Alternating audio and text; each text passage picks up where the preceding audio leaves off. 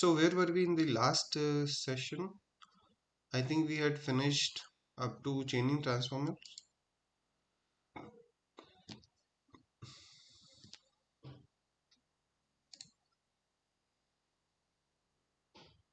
So had we finished the dict vectorizer? I think this is where we had to start, right? Uh, Yes, yeah, I Yes, think sir. so. till activity question 2.9 we had completed. All right, let's move to activity question 2.9. So I hope that you have gone through, the video lecture. Now let's see. The first question is the purpose of dict vectorizer is to keep only high variance features by providing a certain threshold, uh, to convert list of mappings of feature name and feature value into a matrix, to select highest scoring features based on a function, to select desired number of important features above certain threshold of feature importance as obtained from the trained estimator. So which one of these should be correct? Second one. Second one, right? So dict vectorizer is just extracting data, uh, from in such a manner that every row is presented. So the input of the dict vectorizer is represented by a dictionary, and uh, every dictionary is actually one single sample. The key of for key value pairs inside that dictionary, key becomes the feature name and value becomes the feature value. Question number 2. Which of the following options are data processing techniques? Handling categorical features, handling imbalanced data, adding polynomial features, support vector machines. First three. First three. Right. So converting categorical features to numerical, handling data imbalance, and adding polynomial features in case you want to create more complex features and models. Question number 3. Which of the followings represent different feature scaling types? Max absolute scalar, min absolute scalar, standardization, logistic regression. First, First one, first two. First two. first two, right?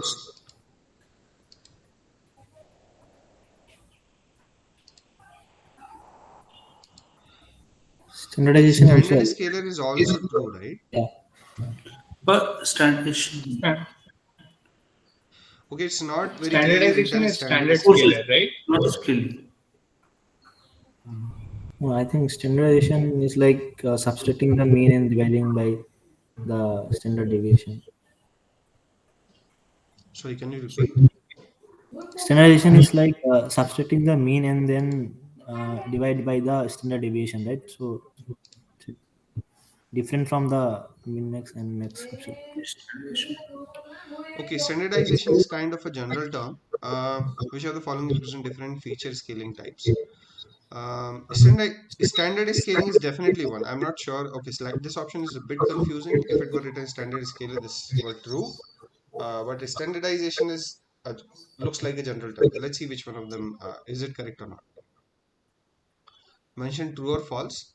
Tree-based algorithms are not affected by feature scaling. True. True. Question number 5. Okay, by the way, can anybody tell me why?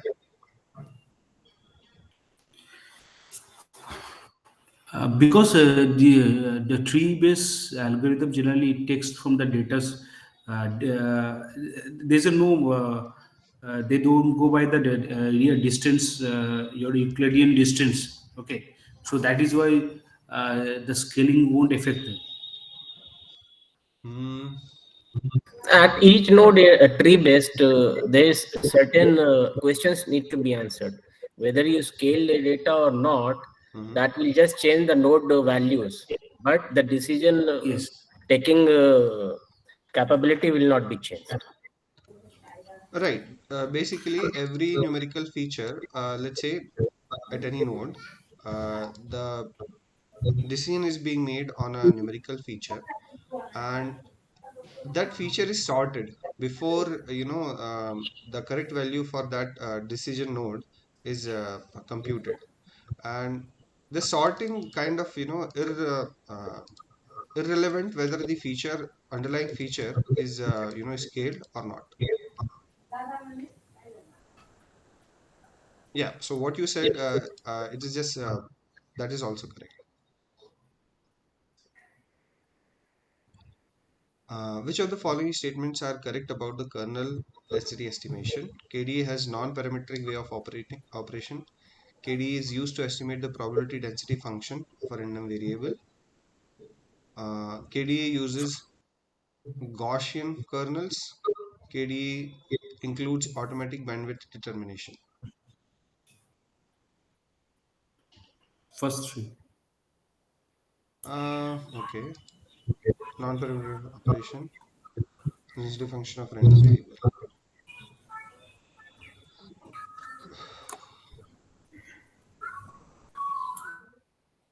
Okay. And it's also What do we Gaussian curve. mean by non-parametric way of operation? Right, because it doesn't, right. So imagine that you have Gaussian distribution. So there are two parameters in it, mean and standard deviation. KDE does not have uh, those kind of parameters. Excuse me, sir. Yeah. Would you please explain about KD in bit detail? Well, you first of all, for the course perspective, it's not necessary to go into detail because it's just a kind of plot which smooths out the distribution of any variable that you are looking at to give you a better picture of what's happening. So what extra inference we can make from a KDE plot? Well, one extra inference that you can make is probably if you would have gathered more number of samples, possibly smoothed distribution, how would it look like?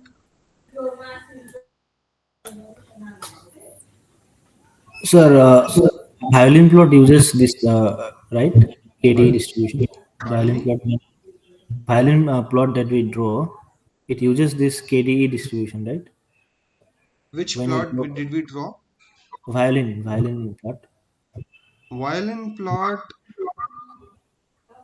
yeah, somewhat smoothing it also does, yes. Yeah.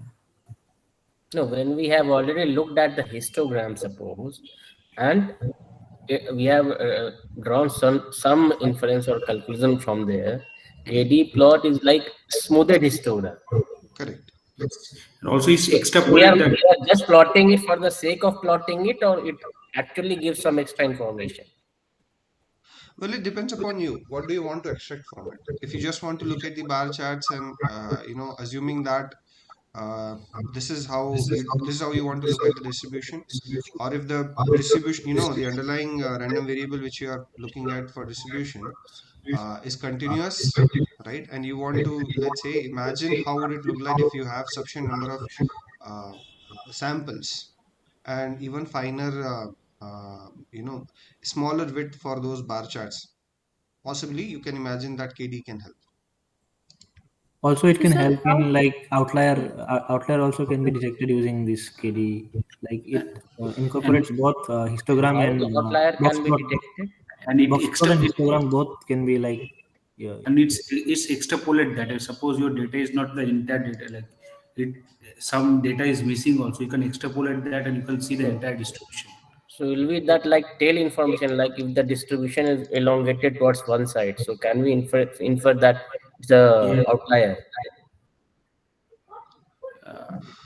you can see it. I don't know whether you understand, you get the exact data, but you Yeah, because can. in box and whisker plot, it clearly shows where the outlier is. But here I you don't. won't. I don't think you. And sir, what would be automatic bandwidth determination? What does that mean? That is something I think a distractor, an incorrect option not related with KDE. No, that could be incorrect. But what is the term automatic bandwidth determination? Even I don't know. I haven't heard of anything like that in Okay, ML. okay, okay. So again, it's like just a garbage option. So, sir, my question was, how does KDE helps in smoothing? Like, would you please just explain this thing? How does it What do it that? does? Is it? Yeah, yes, sir. Um, See, underlying definitely it must be using some kind of function. So some kind of function it is using to see. How should I say it? So imagine that you have a very jagged kind of so one thing is definitely one of you said that it is going to interpolate some of the values which are not even present. For example, okay, let me draw some diagram, maybe that will help.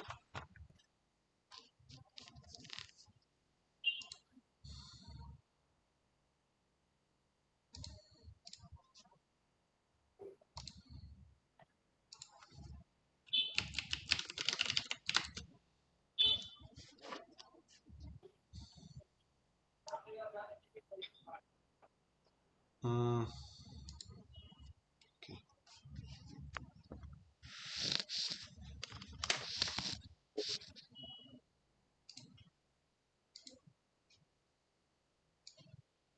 Okay, this is going to help.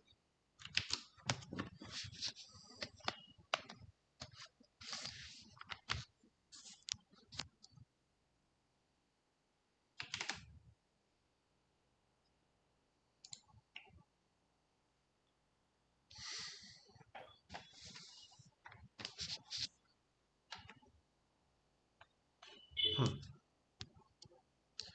Uh, okay, so imagine that you have a distribution something like this, right? You have some bar plot, some kind of histogram, or that is representing the your data.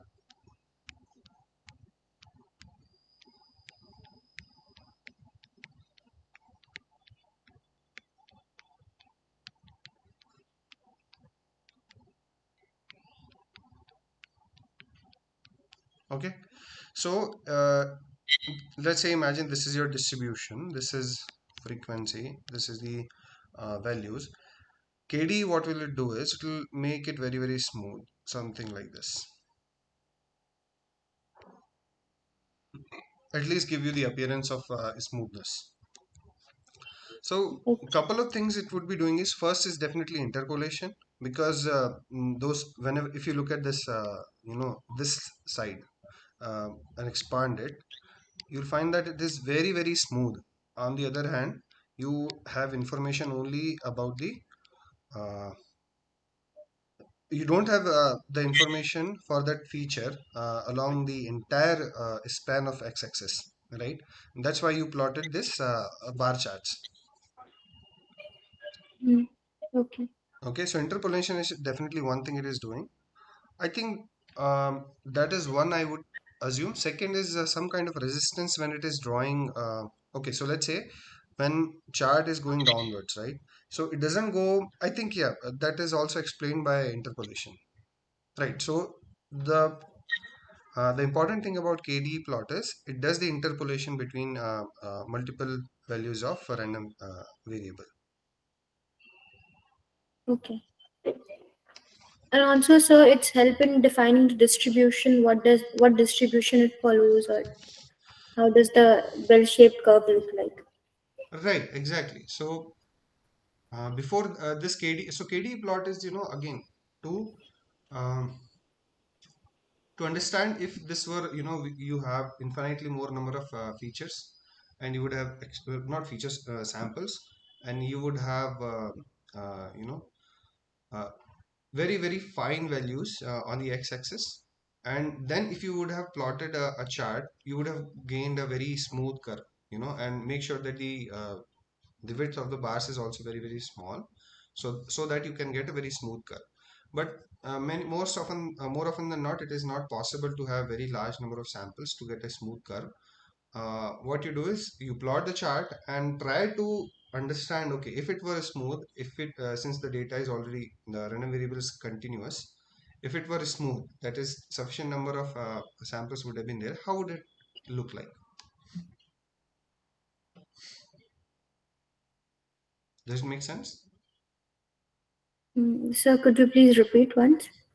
Yeah, so by interpolation, KD plot helps you determine how your distribution would look like if there were larger number of samples, and the width of this bar chart would be very very small. Yeah.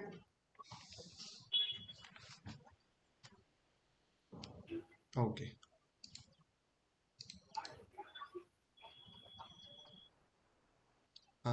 Question number 6: which of the following statements are correct? A violin plot shows the probability density of the data at different values is smoothed by a kernel density estimator. Okay. A violin plot shows the distribution of quantitative data across several levels of one or more categorical variables such that those distributions can be compared. All of the violin plot components correspond to actual data points. Violin plot features a kernel density estimation of the underlying distribution.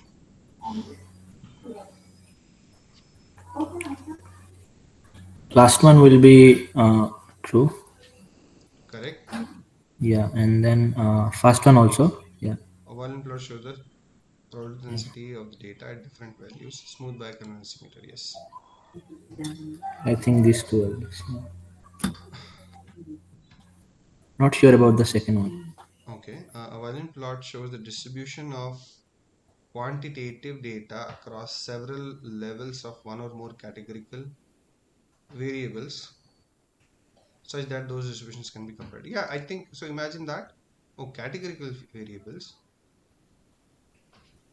This is may not be true. So violin plot can only be used on numerical features or variables. They cannot be Yeah, used for categorical features.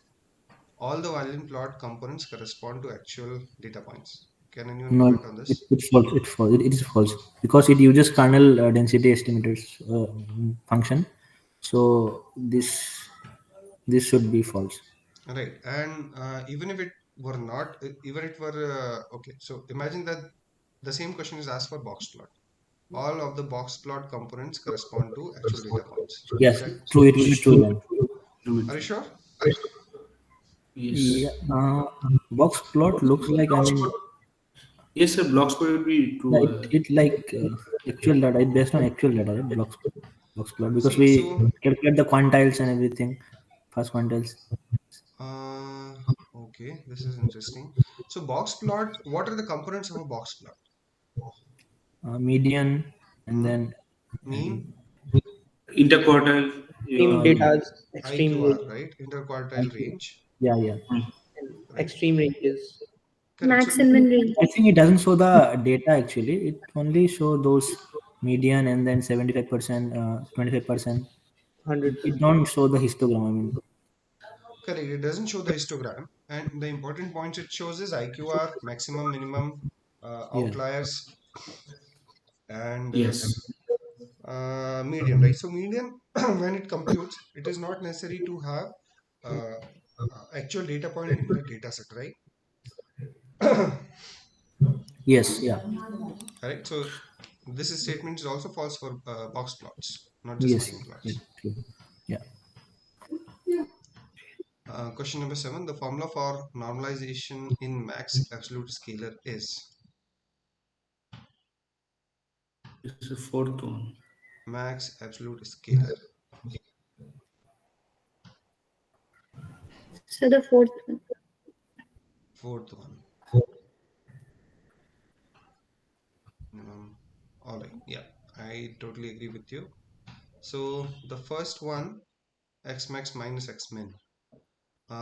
It is not max absolute scaling. It is different kind of scaling. Can anyone tell me?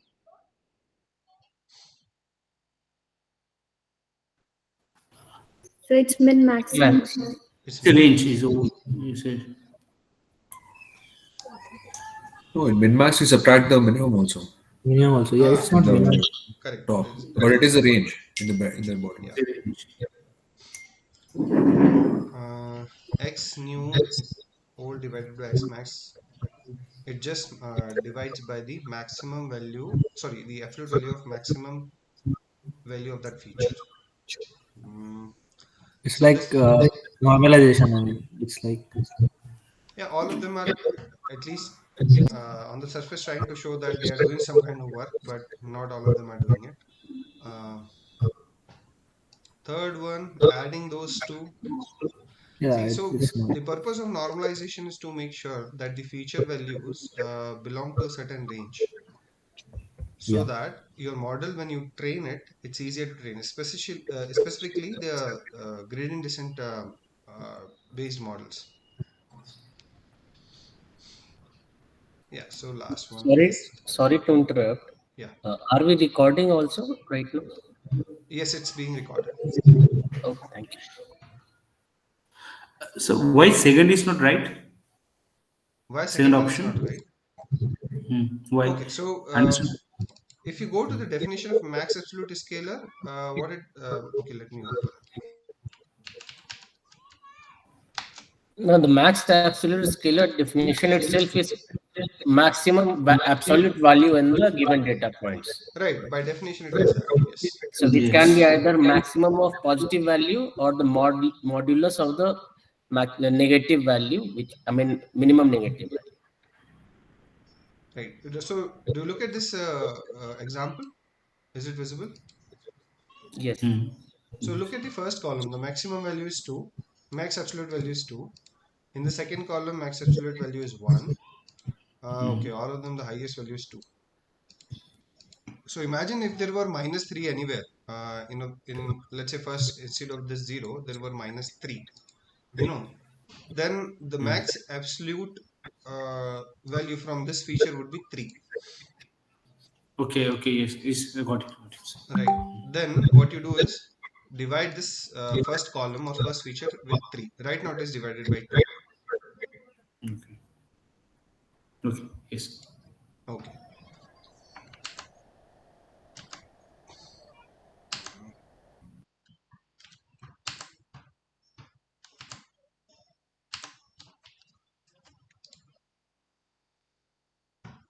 Right. So this is a definition by and can anyone tell me why do you want to scale at all?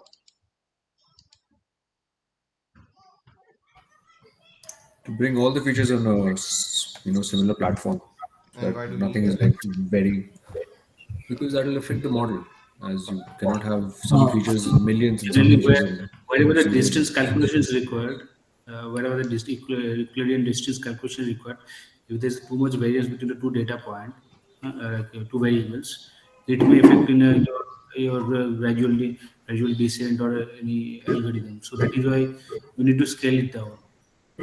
and also like if one feature like the range is very high, so it will lead to bias. I mean, that feature will be dominating over the other.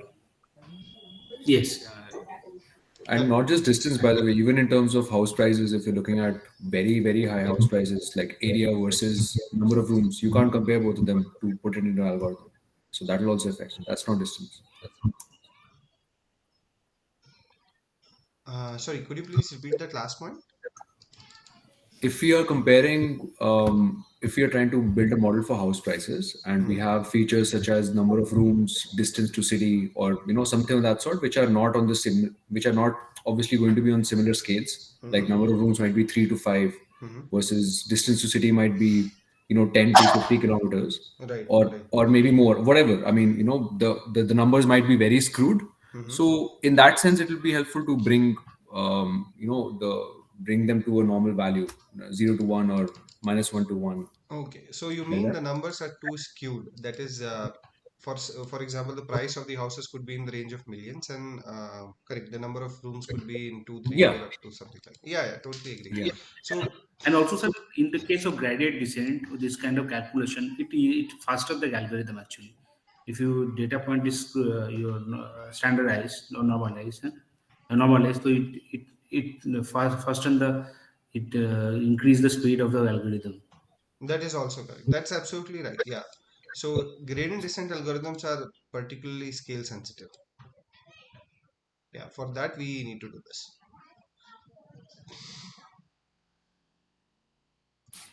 But Okay. sir, I think also we have to make sure that we apply the same scaling over the for all the features, right? If we do uh, different scaling, then it will not work. Um, what do you mean? So you mean that for all numerical features in a data set, if you choose max absolute scalar, Yes. you have to apply Yeah. that for the entire data set, is it? Yes. Yes. Yeah. I mean, because if we don't do this, then the ranges will be different, right? I mean, some will Uh, come between right. -1 and 1. Some will come between like There is 0 and 1. column transformer. It's used for that only, that to use different your scalar. The column transfer purpose is that to use different scalar to other different columns. So I don't think it's. I think it's on depending on your columns data that Yeah. you Yeah. have. Like yeah. Depending on the features, it will. Yeah. Right. Right. So see, there's a major difference between standard scalar and min-max or max absolute scalar. Max absolute scalar, can you tell me the range of this? So Minus minus one. one to Minus one. minus Plus one. 1 to minus 1, is it? Or Yes. minus 1 to plus 1, right? And min-max scalar, it's 0 to 1. 0 to 1. Yeah. So scales are very comparable in these two cases. The difference comes in when there is some normally distributed feature in your data set. Okay. Then I think standard scalar is a better option. Yeah. Right. Okay. So it's okay if you want to use different scalars for different features. Absolutely fine.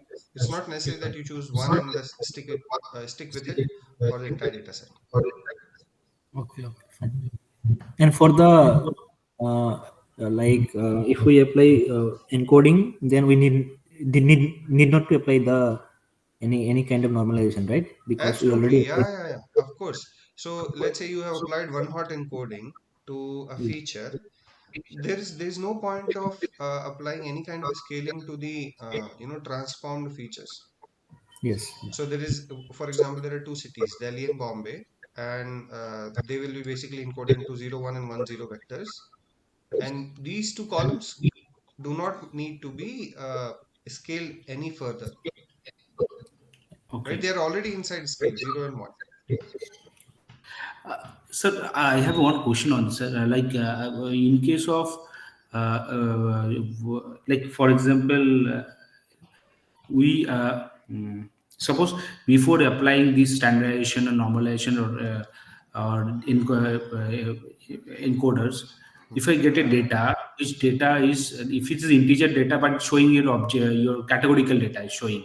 Hmm. Huh? So we need to convert it that categorical data into float or integer. Then after that we need to apply that your this scaling.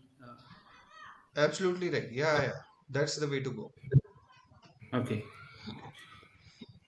So I'll tell you why this happens. So when you load a CSV file in Pandas, and there's a let's say continuous feature, but some of the values are missing. So what will happen is, especially integers, not floating point values.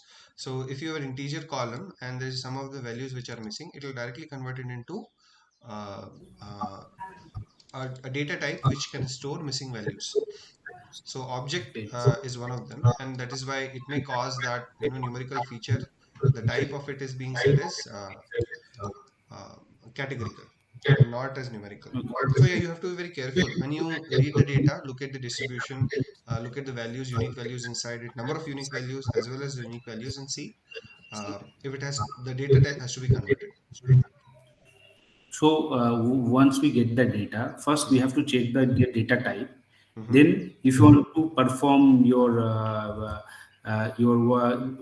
any operation, the simple inputter. Huh? Hmm. So if you want to put simple inputter, we need to make sure that particular column is an integer or float, right, sir? Absolutely right. Yeah. If it's a maybe it's mentioned 2 or 3 or 50, but it's showing over categorical data. Hmm. It won't be implemented over there. You have to change it to float or integer. Then you have to go for simple inputter, right, sir? Correct. Correct.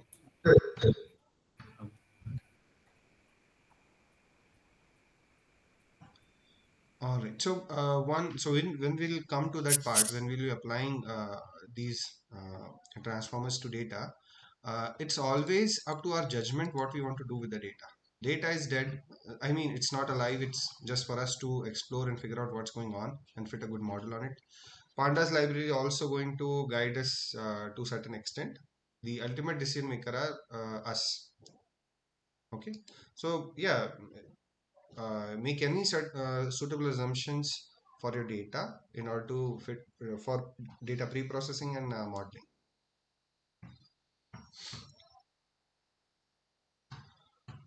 All right. Okay. Next question is standardization can be expressed as So option B. option A. Yes. So Option I A. think No, no, no. B. B. Right. Yeah. So X old, sorry, X new is on the left hand side. X old is on the right hand side. X old minus new is the mean. Sir, I suppose the session is not being recorded. It is being recorded, but not on Google.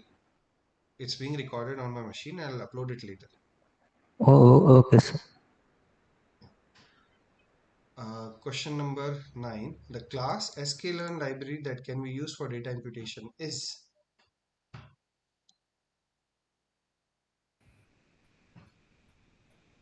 I anyone? think it's third. Second one. So second one.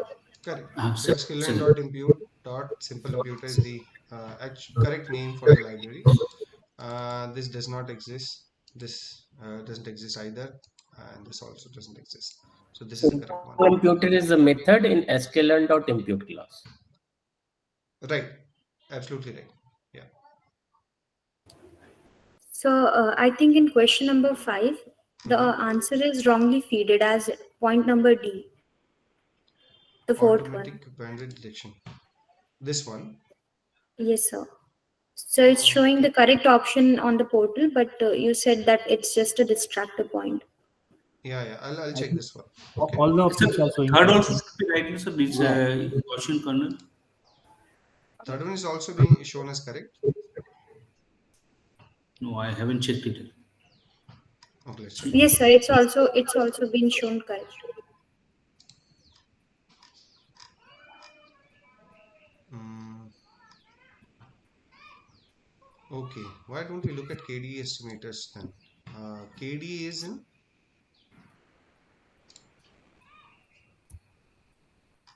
It is showing different things. KDE estimator.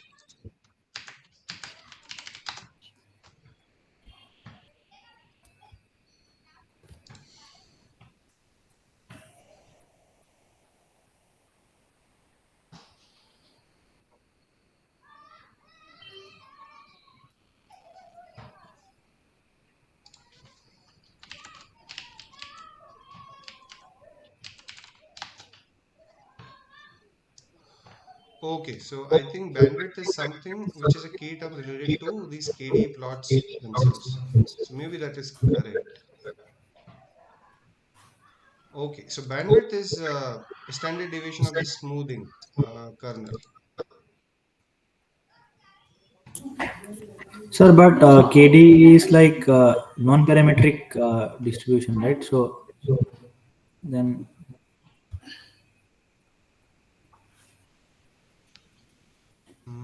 Right. I think we'll have to look at this even in more detail. yeah. How is it making these computations?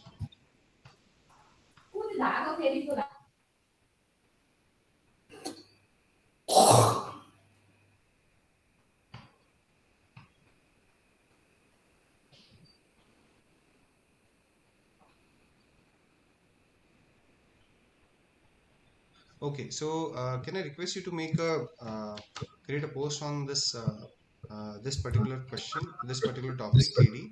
I'll look into this in more detail and come back to you with an answer. So maybe some of the things, for example, bandwidth, you didn't know that it is actually a synonym for standard deviation of the underlying distribution, which it is trying to fit on data. So if it is a non-parametric, then how the third option Gaussian also is correct? Yeah, as I mentioned, I have to look into this.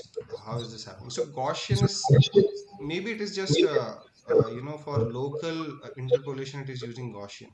not for the entire distribution. No, whatever, but Gaussian has parameters, no, that mu and sigma. Right, but the Seaborn, I mean the KD plot itself doesn't have it. Might again, I have to check this one. Okay. Yeah.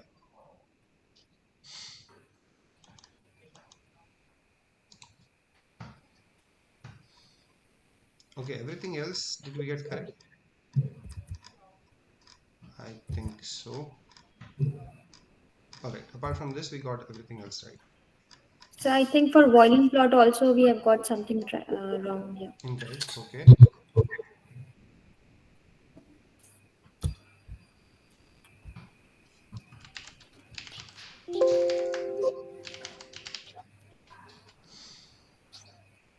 Partially correct. Okay, let's check.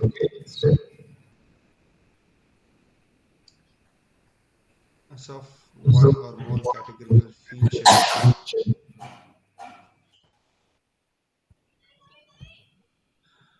Hmm.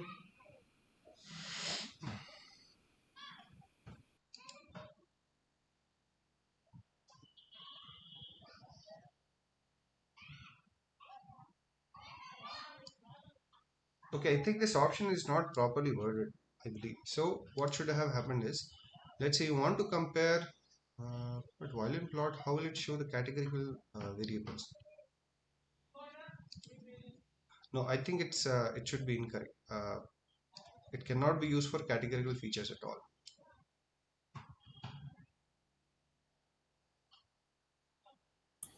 So I think it is telling that the violin plot can show the distribution of the category. I mean the histogram. I mean it is talking about, I guess.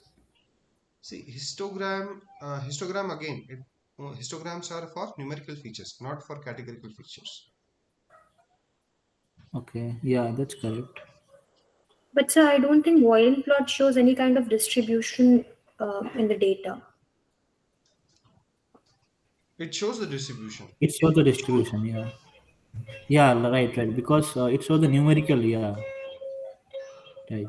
Okay, for numerical variables, right? Right. So this Because option has for to the, be for the corrected. categorical, it doesn't make sense. I mean, it is continuous. Hmm. Yeah. All right.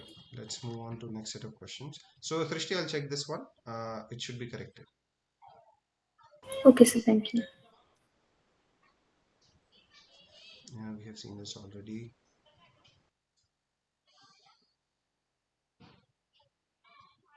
Oh, yeah, no. Yeah, this is what you are working on. Okay. So AQ 2.10. I think this is the last. No, this is not the last one.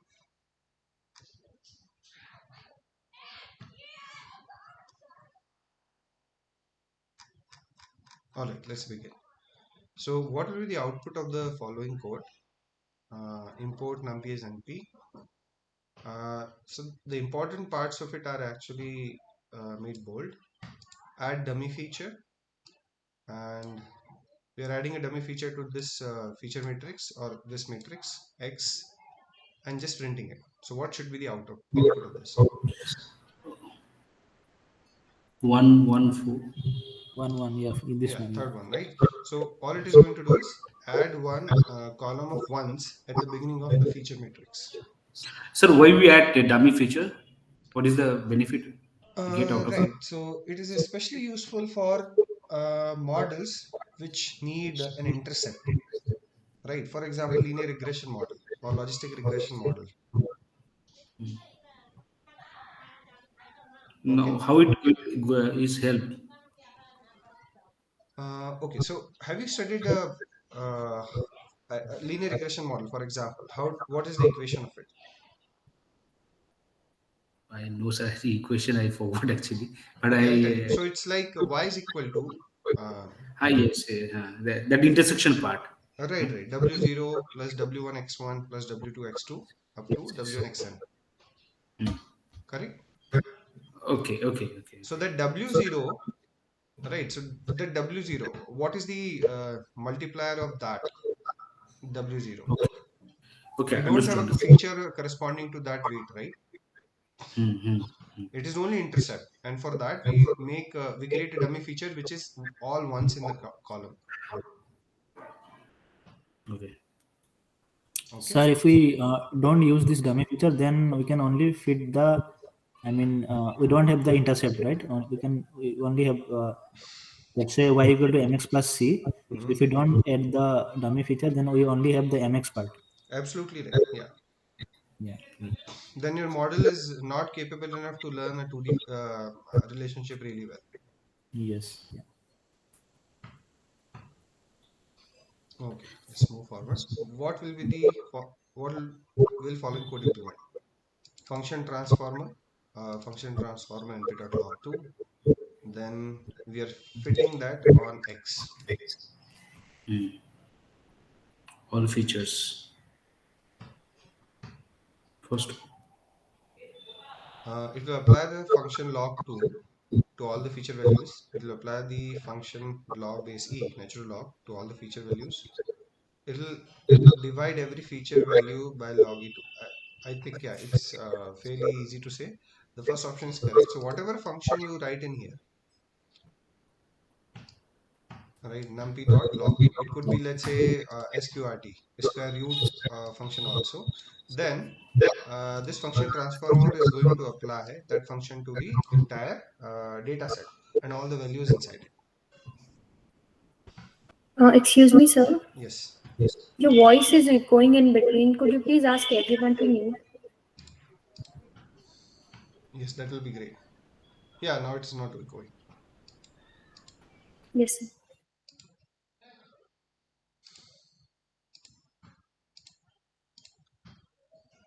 All right, let's move forward.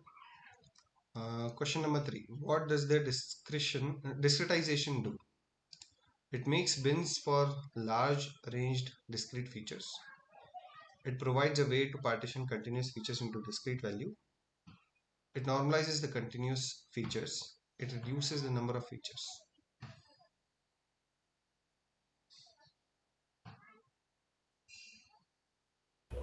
So I think option B. Yes, I also think that is the correct one.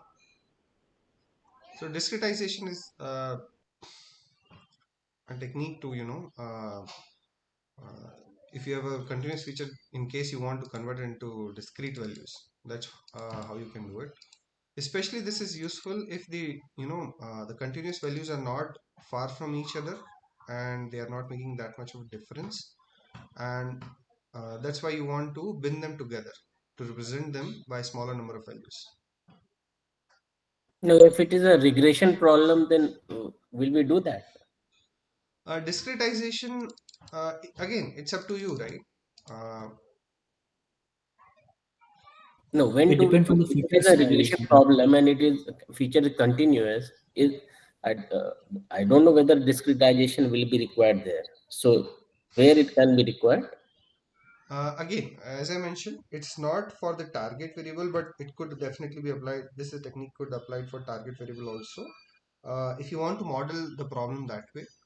But imagine a feature where you have certain groups of values which are very very close to each other. For example, 1.0, 1.02, 0.98.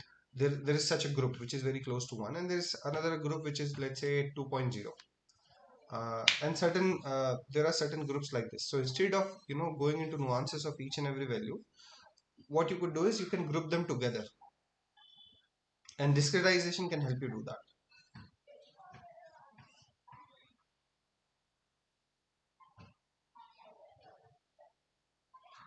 Does it make sense? So would a grading setup be something like we have grades from 90 to 119 cells, right? Can such a setup be, uh, can we use discretization for such a setup? Like if we already know that the range is 0 to 100, but then we again want to make a partition based on, say, grades, in that case, can something like this come into use? Yes, of course.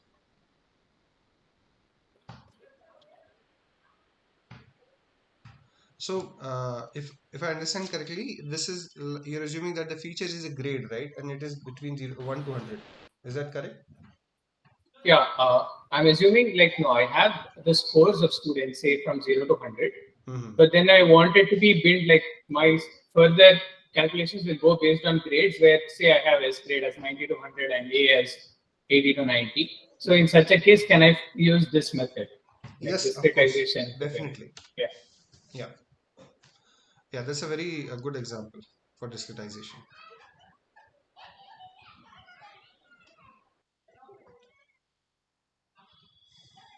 Okay, let's move forward.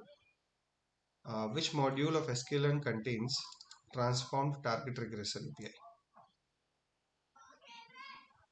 Compose. Compose. Oh, compose. Yes, I think so. Yeah. So how it works, I'm not able to understand this transform target and regressor. So this API is specifically used for transforming the target variable, Okay. and that too on a regression problem. Yeah, your logistic regression or normal regression? Okay, am I audible now? Yes, yes. Okay, so look at this. So this API is specifically designed to transform the uh, target of a regression problem.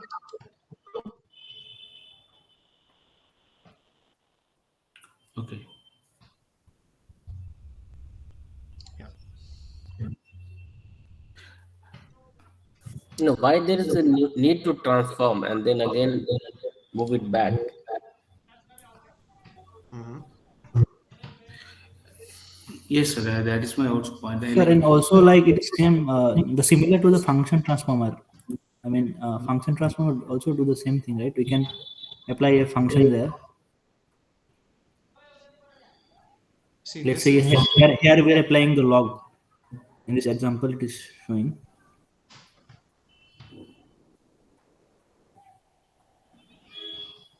mm, again, it's if you look at the description, it's very problem dependent, right? For any regression problem, you think that certain function or certain functional transformation will be useful, then only you apply this. Yeah. Okay, so imagine that again, yeah, somebody said that why don't we apply functional transformer? Yes, you can do that. You can do that for a, target variable. Maybe some combination of that, because you will have to also take care into account that you'll be splitting your data into training and test set, right? So be careful regarding that. But yeah, for uh, imagine that the output of your regression problem is, in terms of uh, how many numbers of some item which is, in the which is exponential, let's say 10, 100,000, even a million or a billion. So output is something like this, right? And instead of training it on such a way, on data which has huge range, you want to transform it into something simpler. For example, taking the log of it, log based and a log based too, depending upon you. So that way the target will become linear instead of exponential. Sir, I have one question on this. Like, Mhm. suppose, like we have we are putting this all these things in a pipeline. Okay, Mhm. so we need to put this in pipeline, right? Sir? Correct. If You you you want can use them in pipelines. a pipeline. So suppose I understand that when you feed the train data, huh, Yeah. then we whatever the transformation and the feature selection, everything done through pipeline, we feed it in that your train data. Mm-hmm. But uh, our target data is not trained. So how pipeline identify what particular transformation is to be performed on y data, like your target data?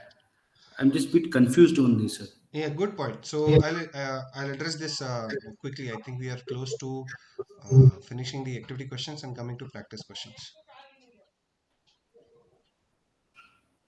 Okay. Okay. Yeah.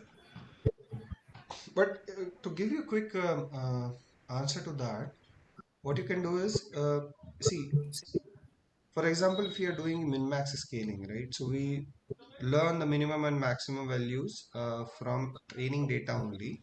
And when we transform the test features, we never learn the min and max parameters again. We just transform the test data features from the parameters that we learn in training set, because we assume that Yes. the data is belonging to same distribution. Both the data sets, training set and test set, both are coming from same distributions. Yes. But my point is why target? Because we haven't trained target. Suppose in target, some categorical variables is there. Suppose age, suppose gender is there. Mhm. So how we can put this in pipeline and pipeline train these things to your train Y and as well as reflect in the test Y test target. Okay, okay. So you're talking about the label, not the features. Ha, yeah, I'm talking about the labels. I'm talking about the label. Okay. Can we put it in pipeline and or otherwise we have to from the beginning in the data set we have to convert on this gender everything to into your one hot encoder and then we have to perform the everything. So then after that we have to split and they have to perform everything. Can we put this one hot encoder for Y target variable in pipeline?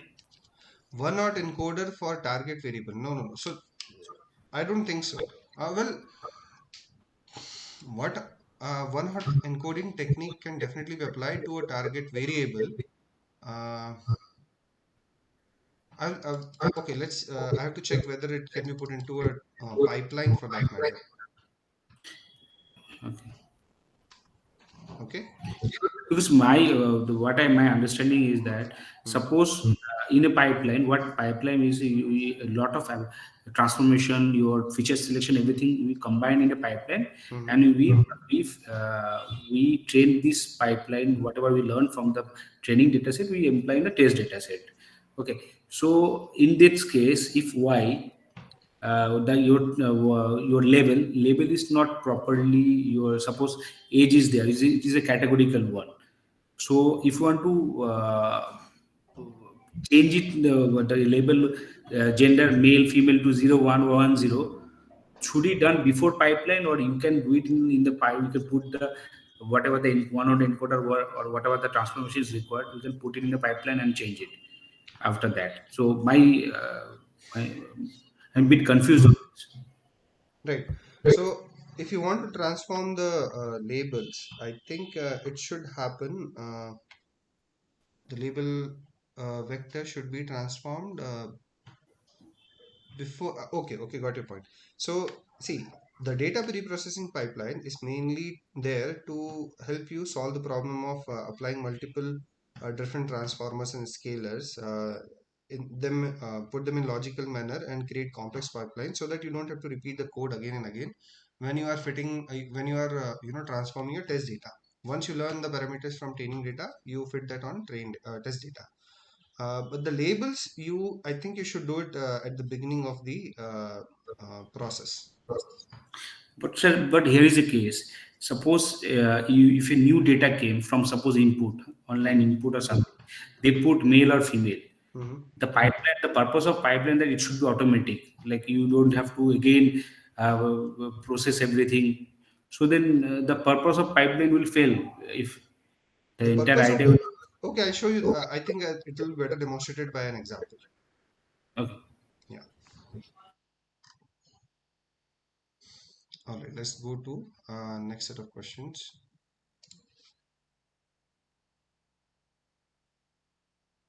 Which of the following are incorrect statements regarding PCA?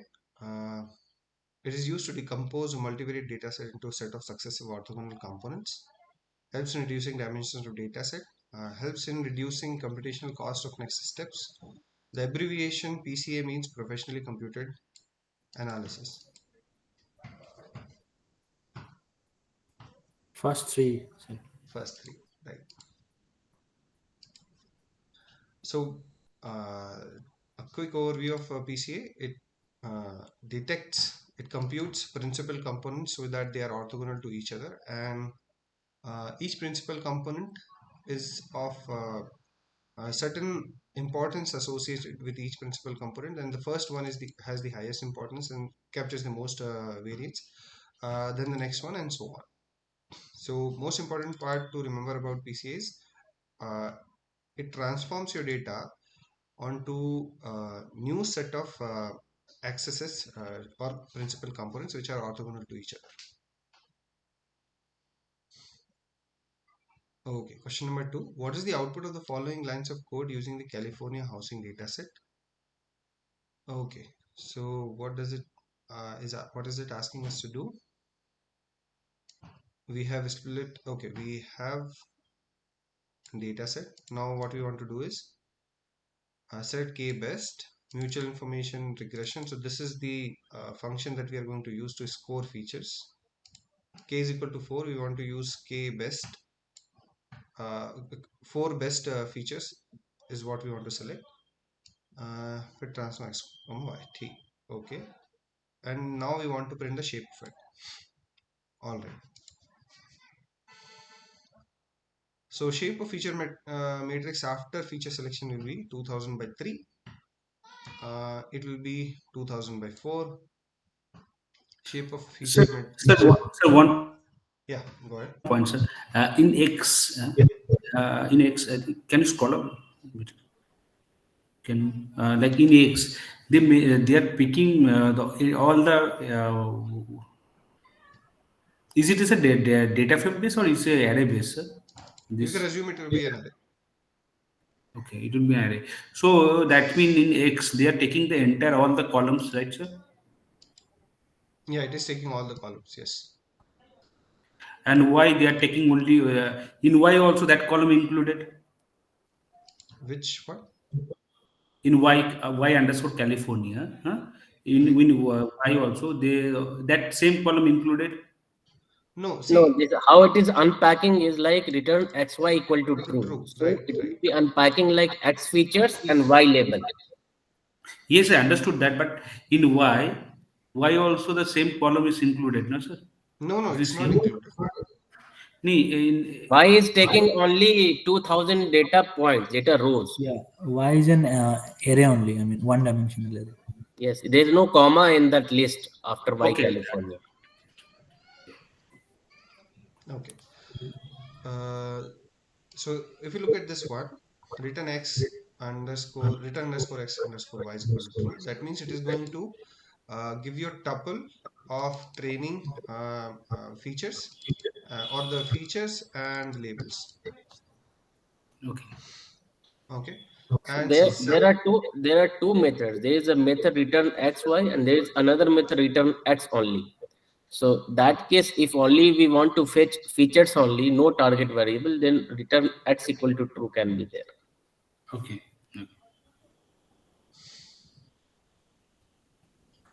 okay. If we So don't set this true, then it will return the entire. I mean, it will entire give you a feature. bunch object. Yeah, bunch Both of of them them. will be coupled together, a Yes. data object. Yeah. Okay, so this is the label. So basically this line means we are taking only the first 2000 samples and labels from the dataset. Rest we are ignoring. Okay. Then we are choosing this 4 best features from the dataset. So what should be the output of this code snippet? It will be 70. Option B. See, Two. we are trying to print the shape of X new. After transformation, how would the feature matrix look like? Yeah. 2000 by 4. 2000 by 4. Correct. Excuse me, sir. Yeah. So could you please scroll up? Yes. So, sir, the indexing part here, would you please explain this, how this indexing works here? Okay, so X California is a 2D array. Yeah. Okay, and Y California is one dimensional array. Okay, Okay. Okay.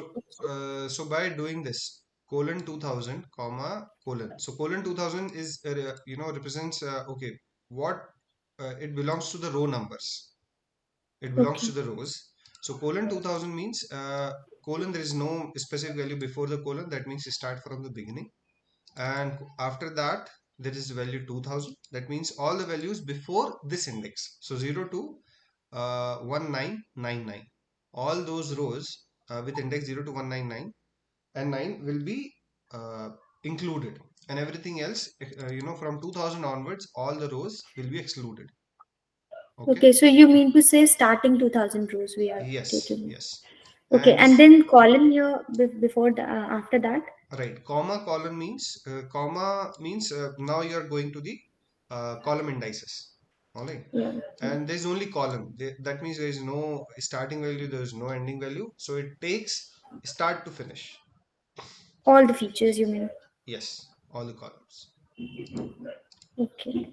And why California? Since it is one-dimensional data only, so you don't have to give it a second index. Okay, we don't have to specify for the columns. We just need the rows. There is only one column. Logically, there is only one column. Yeah. Okay. Okay. Okay. So, thank you. Okay.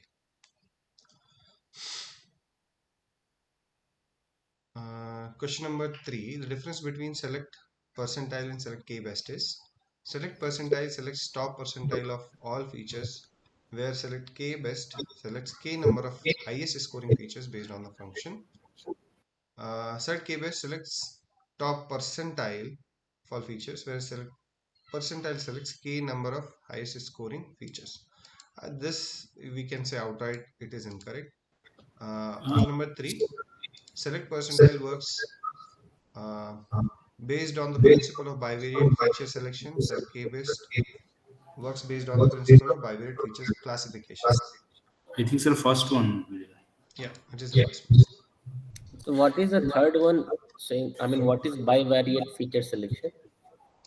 Bivariate is basically you have two features, okay, based on the principle of bivariate feature selection.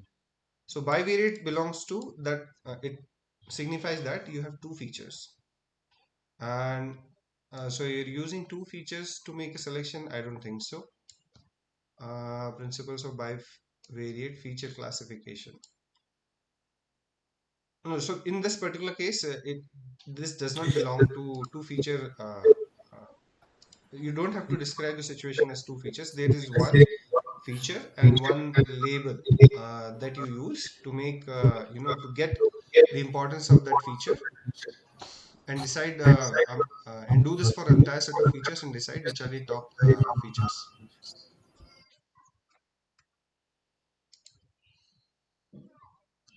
All right, question number 4. The abbreviation of RFE. Okay, Two what options will be the A full form of and B. this? Recursive feature emphasis, extraction, elimination. Second option. Second option, right? That is the correct one.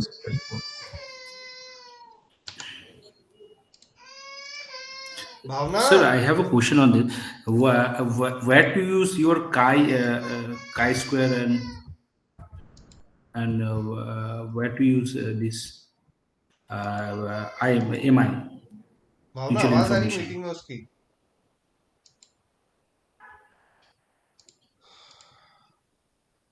Okay, so I think chi-square function is used for classification purposes, and so there are certain functions which work for classification and the others work for regression. Chi-square, I think it works for classification. Any particular reason, sir, why chi is for categorical data only? I think you will have to look at the definition of this. Okay. Because I was trying to find out because the no information is available. Actually, I was not able to get the information. Mm, okay. I think why don't you write me an email or a discourse post? I'll answer over there. The reason for that is I'm a little bit in a hurry so that we come to the SWI part. Okay, okay. Yeah.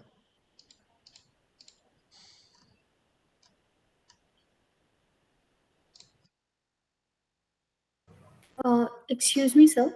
Yes. So when we say the pipeline, so what's the actually the basic structure of the pipeline? Like we use transformer estimators. So which comes first, which comes in between, which comes at the last?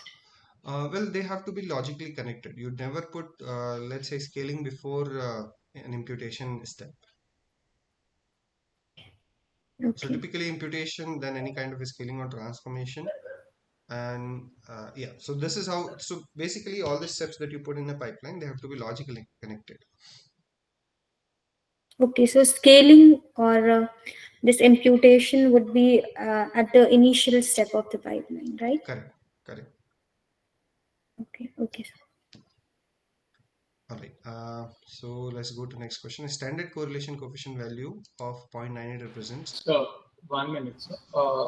Isn't this one supposed to be part of the week one lectures? I think Arun sir was mentioning the same. We confirm the same. One of the videos, this is data visualization, is supposed to come as a part of the end-to-end ML series of lectures. That is the ones that were there in week one. So when Arun sir took the previous live session for week one, this data visualization was showing up on his in week one itself. Okay, okay. So, all right. So, but did you get the lecture in week 2 or week 1? Lecture was not there in week one, so I think he said he'll update it. Yeah, but it is still in week two now. So in week 2, okay. So in week 2, you have the video lecture as well as the Yeah, assignment as well. correct. So okay. So I think last time in the last session, I think some glitch happened because of which it was being shown in week 1, but it actually belongs to week 2. Okay, so it is not going to come under the steps that is there in week one, where we Right, have right. It the is not data going to prep come side. under week 1. Okay, okay, fine, yeah.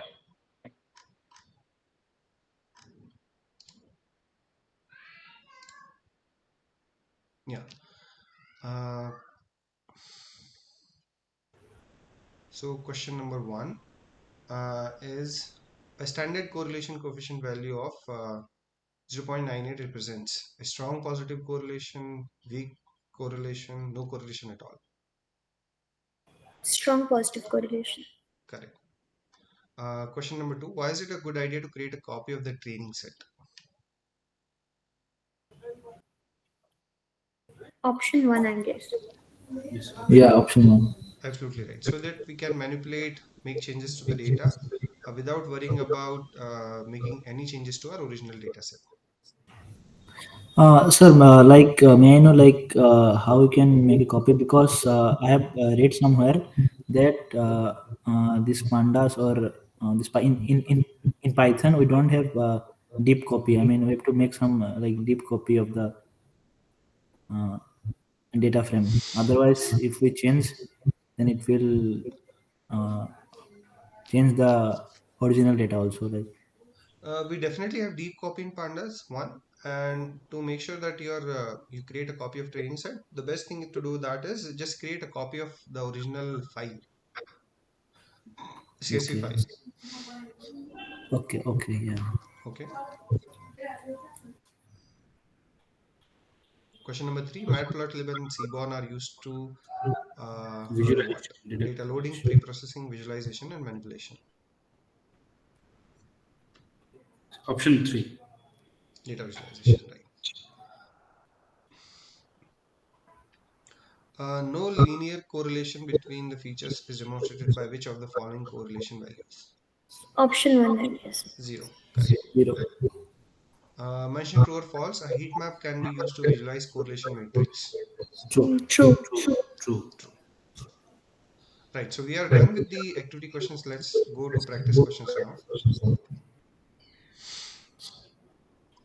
Okay, the first thing I have to do is I have to download this file.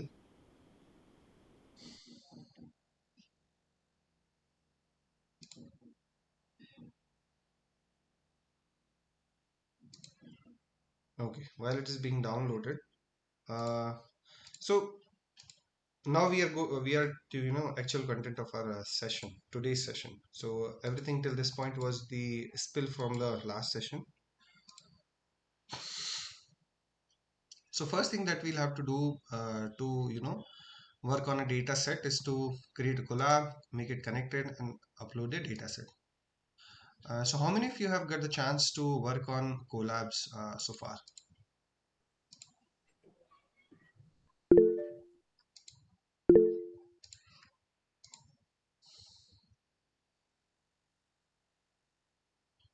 Uh, okay, Utkarsh and Pranav have some questions, please.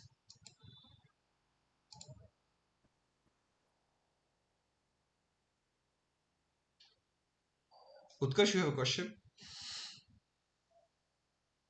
No, sir, you were asking na how many of you have. Oh, okay. So only two people raised their hands, uh, and not anybody else.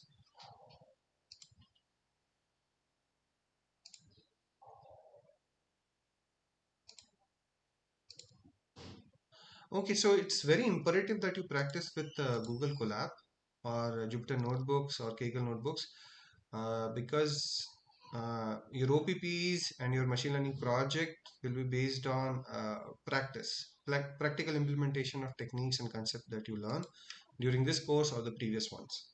Okay, so it is very, very important that you do this. That is practice with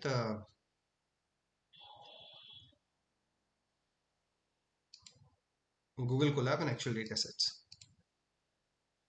All right, now let me upload notebook, not a notebook, but data set from my local system that I have already downloaded.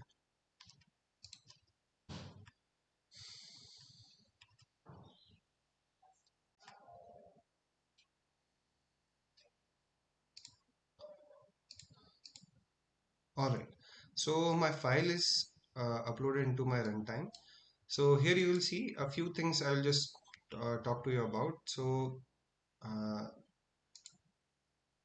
clicking on this place is going to give you some information about the resources that you are provided with. So around more than 100 gigabytes of space storage is provided, 12 gigabytes of RAM, and so this is a virtual machine which is running on Google Cloud.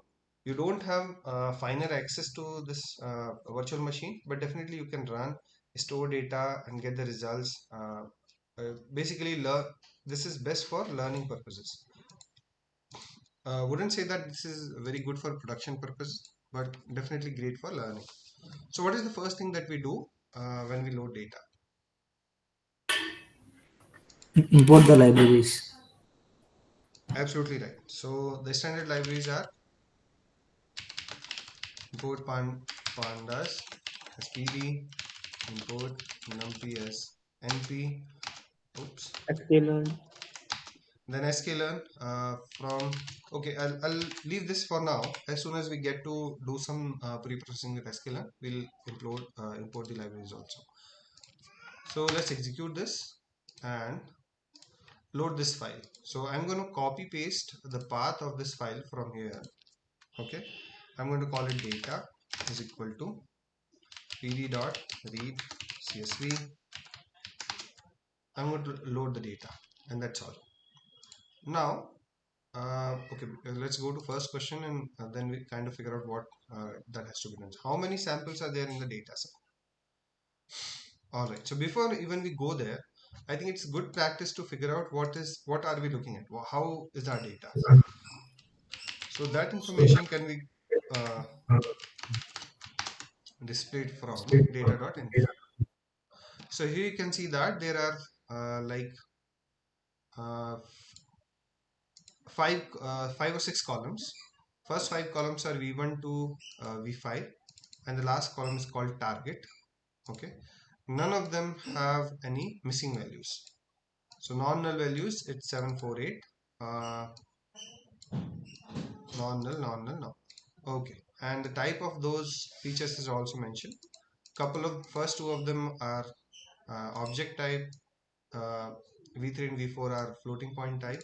V5 and V6 are again object type.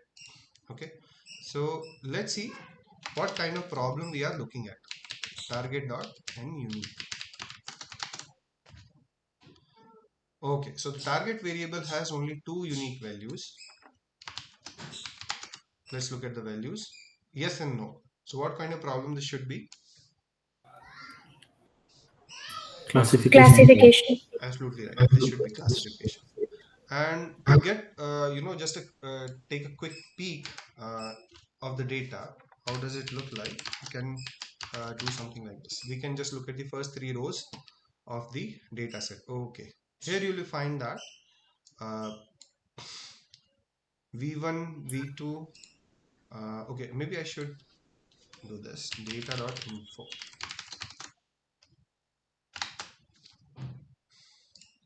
So see, if you look at the data set, some samples of it, V1 and V2 appear to be numerical feature with some missing values. There is a question mark over there.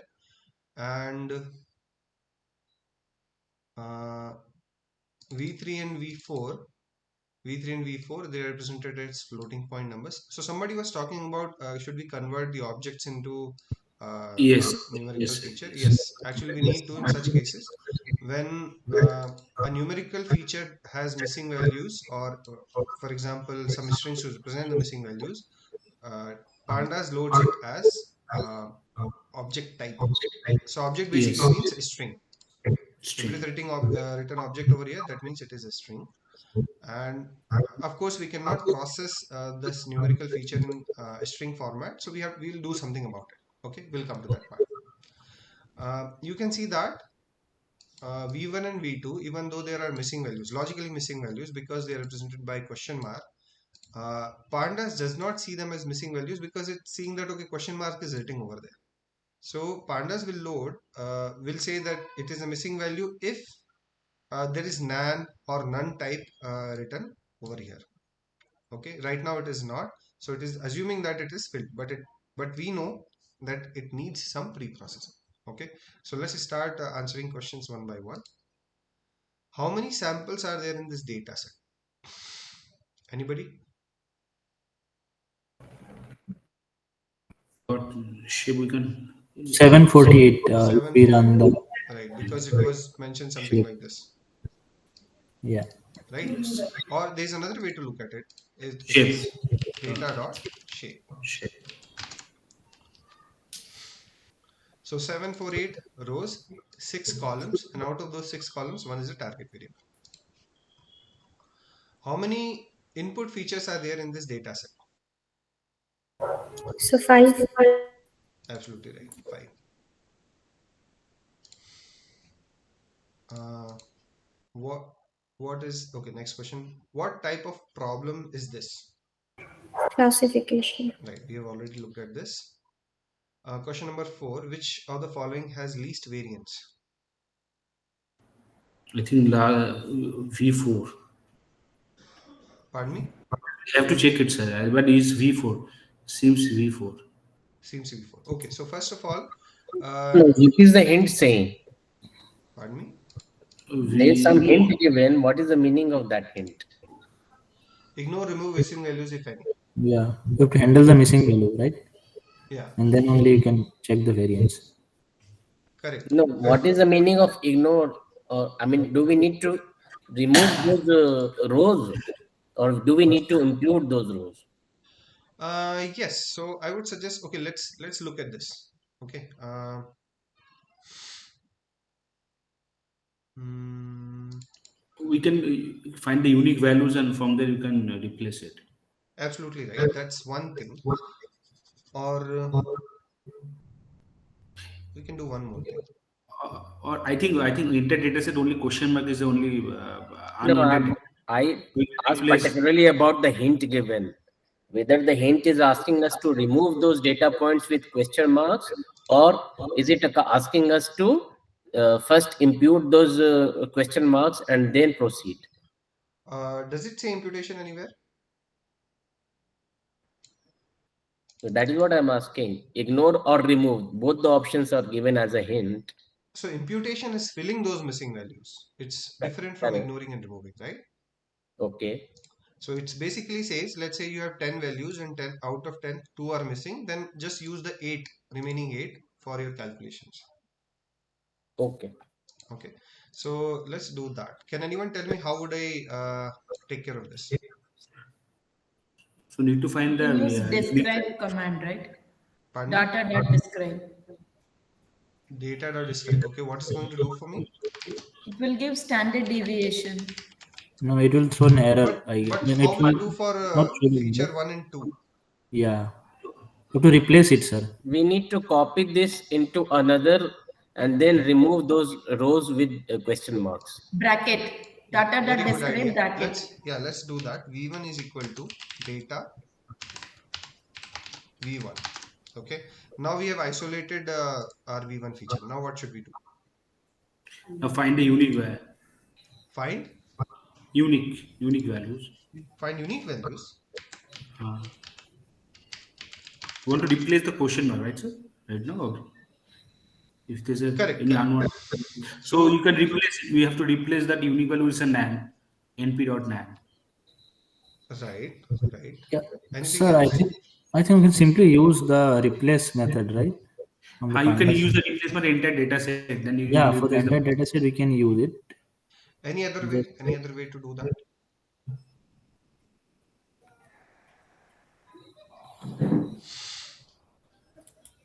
So it is asking us to ignore and remove, right? How will you remove this value from this series? Drop and like first we have to replace it with the nan, and then we can So if you give ignore it. nan, so then it ignores already. Then Yeah, you're yeah, ignoring. right. Right. So let's do that. But again, I do not want to drop the entire row for the Yeah. entire data set, even if there are missing values for features 1 and 2. Yes. Right? We don't want to do that. We want to remove the values question mark With in a nan. particular feature where it is necessary and not affecting the other rows. Yeah. Anybody? So we can do like that particular row dot lock, and then where that value is equal to question mark. Very And, nice. Okay. and removing those rows, identifying through that lock dot lock. Right. So But sir, V1, but let's one say, thing, sir, if you remove that row, then they will be removing the some other row where some column which are having data. Yes, entire all the columns for those rows will be removed. Yes. So that's not what we want to do, right? yeah. So, sir, I think my point is we are trying to find the correlation, the variance. Okay. So, if it's a nan, so then we are ignoring that value. Yes, yes. I That think, point, ignoring yeah, it. If you put nan, that's ignoring that value. yeah. Correct. That's another way to do it, right? So either we put nan, but putting nan. Okay, let's try that.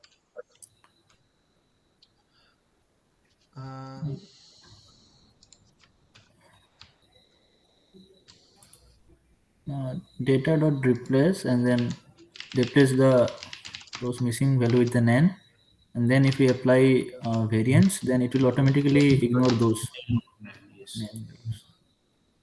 Okay. Yes. Yeah. And okay, let me save it. Then let us do a describe method now. Yeah. Now describe method will work.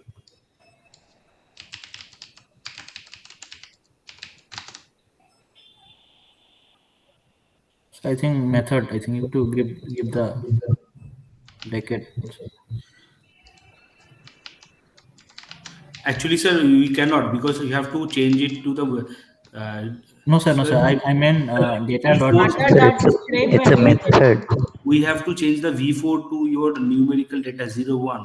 Okay, after that we can change the variance because We can it's a pass on string. the list from V1 It's a to string. V3. It's a string object. We cannot find No, we can variance pass of on object. those particular lists. Yeah, yeah, right. We also have We have to convert those object to so integer. first to the v1 and v2 you have to type as type, convert it to your float, and for the last one that v4 v5 we have to change it to your numerical data. Correct. That's the way to do. So unless they are turned into a numerical type, we cannot compute variance on that. Okay. So how can we do that? To select a column and as type, you have to dot as type. Correct. as type, yes, and float.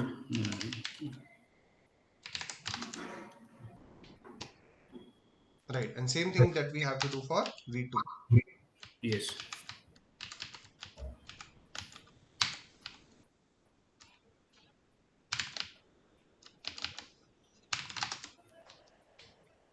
All right, now what do we do? Now I think we have to change that V5 with 0, 1. So Let's not worry about that, right? That's a Yeah. target variable.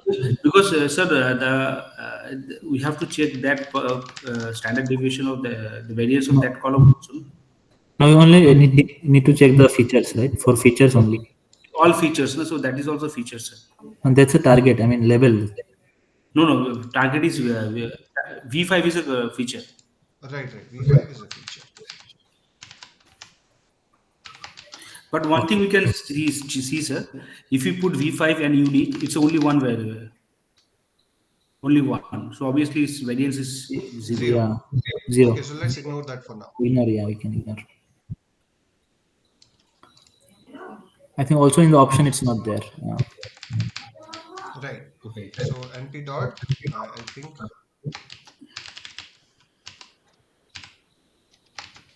So I think we can directly write the describe method, right? I mean, it will give for all the numerical like this. Data dot describe. Is that one? Yes, sir. Yeah. Okay. Now tell me which has the highest variance. Highest one is the third one, I think. Yes, Right. Which one has the highest standard deviation?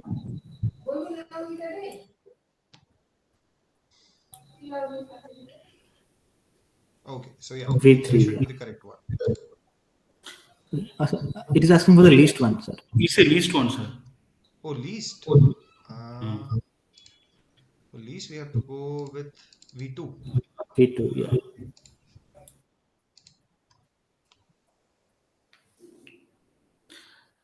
Okay. So any questions so far? Sir, if there was a V5, should we select the V5? Should have selected V5 if V5 was there. Right. If there were V5, we should have selected V5 because there is a single value in the entire column. So that is 0. Variance will be 0 in that case. Yes. Yes. Okay. Question number 5. Which of the following features has the least number of outliers? That is interesting. Yeah. So high variance means, sir, your high. No, outliers. Outliers are different from variance. I think we can draw the box plot and see, right?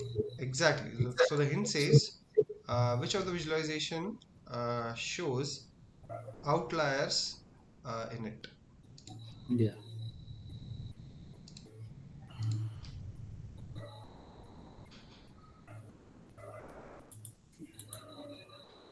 So in variance also we can understand that if you higher the variance, the outlier will be chances of number of outliers is high. No, they Variance are disconnected. You can take a guess, but the guess could be absolutely wrong.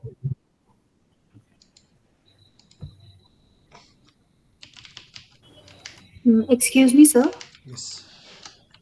So V5 is not being taken as the feature here. So that's why we are taking the least variance as V2. See, V5 has a category has a string value. There is only one value in it, so we can definitely easily say that the variance is 0. And it is not even present in the options. 1. Okay. And we don't have to calculate its variance because we know there is only one value. So it's by default 0. Yeah. So, sir, for when we say features, we are just ignoring the target variable, right? Yeah, because we are only analyzing the features. There is nothing connected to the target as of now. Okay, sir. Right. All right. Coming to next question. Least number of outliers. So for that you'll have to create. Okay. Anybody? How will we do that? I think from in the matplotlib we have something called box plot or Seaborn also. Yeah, you can use. SNF dot box plot. No, we can do SNS dot box too. So, when to use Seaborn and when to use Matplotlib? Is there any difference, or can we use any? Okay, so this question is more like of convenience. What do you want to do with the data? If you want to quickly explore it, I think SNS will do a great job. I think visually SNS look good, like better than the Matplotlib. That is what. Maybe I'm Data equal to data, okay. comma, orient equal to h.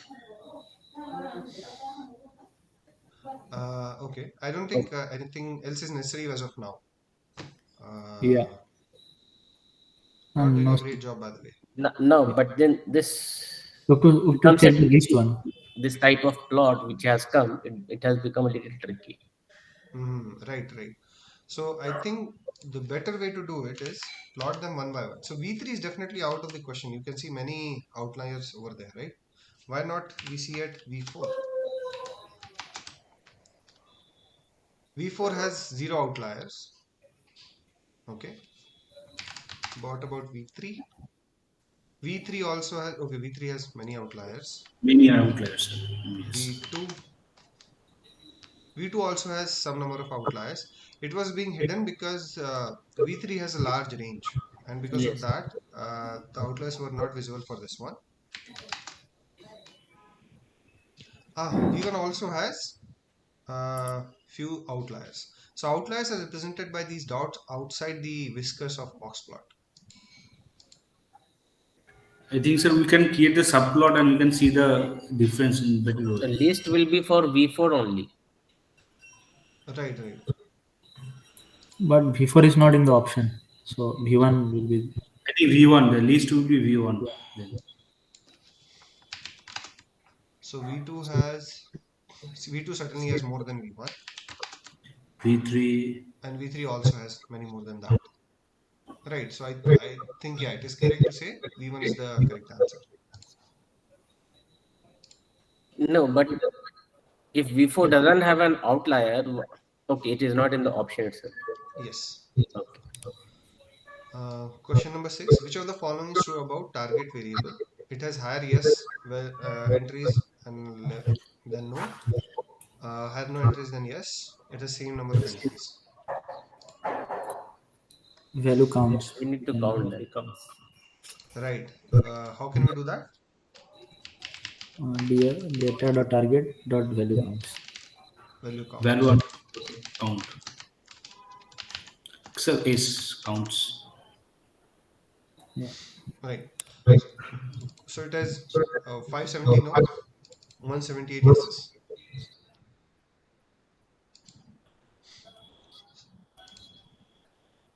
So it has higher no entries than yes. Sir, I have a question. On the previous question, I have a question that Mhm. sir, the option one was not there. Huh? Option V2 and V3 were there, the previous one. Mhm.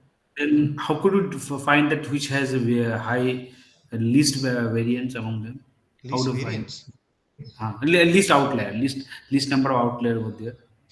If See, we okay, so we have quickly looked at the visualizations to figure out which one has the least number of outliers. Otherwise, you could apply just transform the mathematical formula for outlier into a NumPy code and figure out the number of outliers in each of them. okay, Okay, okay. yeah.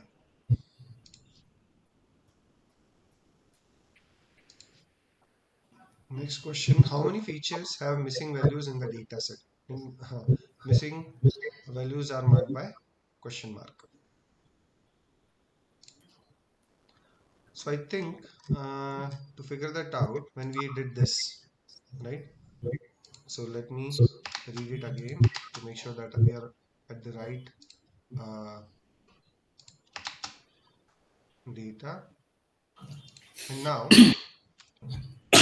data dot is any dot sum. I think this should give us what we need. Yeah. So I think is NA in the like method. So Oh, right. Yeah. It's not a feature. Yeah. It's not a. Mm. So two columns and total number of 10 missing values are there. Yes. So 2 is the correct answer. Question number 8. So everybody understands what has happened over here?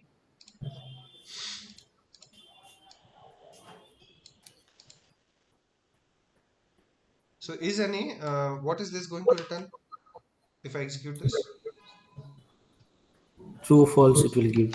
Right. Because compare the data. A big 2D array or data frame basically, where it is written true or false depending upon whether the value is missing or not.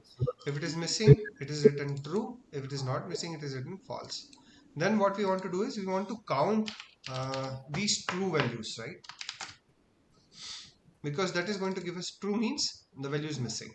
Is the value not available, missing, and it is being marked by true. So we want to count the true values. So we do sum.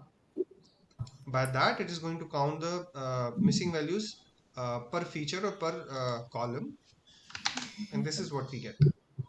So target has 0, v4, v3, v5 have 0, only v1 and v2 have some missing values. We can call sum one more time to get the count of total number of missing values in the data set. So right now it is 10, easy to count, but in large data set this can come in handy. Okay, next question. What is the total number of missing values in the data set? Okay, this is the next question actually. So we already know the answer to this. It's 10. Okay. What is the average of first feature v1 after applying simple imputer strategy? And strategy is mean. Now we have come to sklearn part. So now we need to apply an imputation step, and I think to do that, first we'll have to import the library.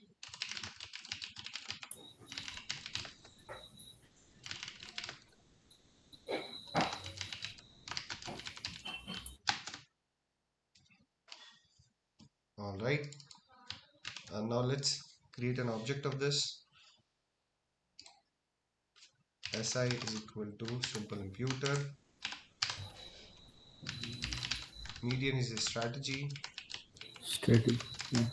Okay. Oops, am I making some mistake?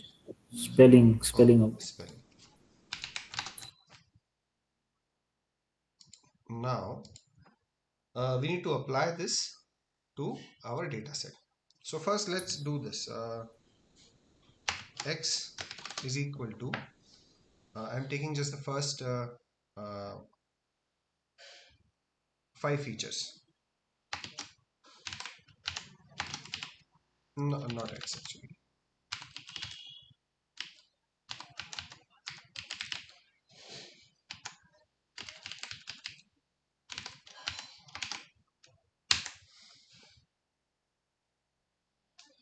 Or should I say 5?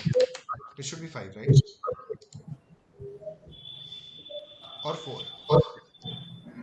It's 5.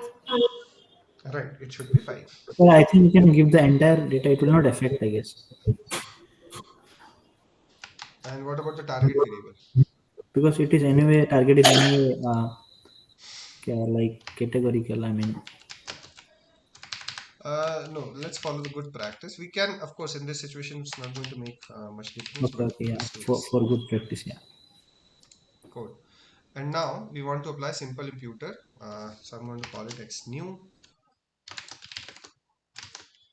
si dot fit underscore transform. Why you have created a 1x? That Pardon me.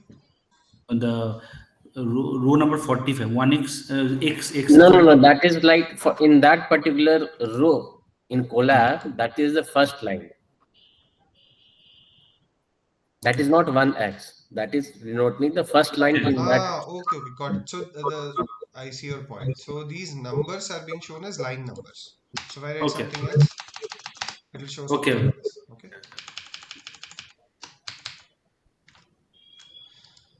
So And we I'm have also, taken yeah, we have taken first 4 columns. first 5 columns.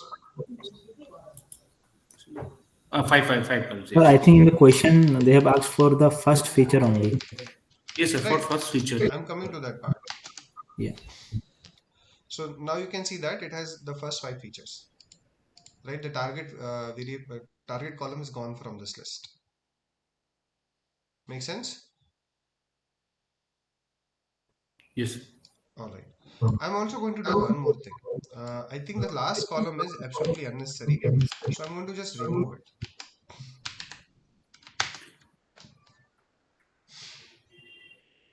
And this also will help me in applying the transformation function, simple imputer.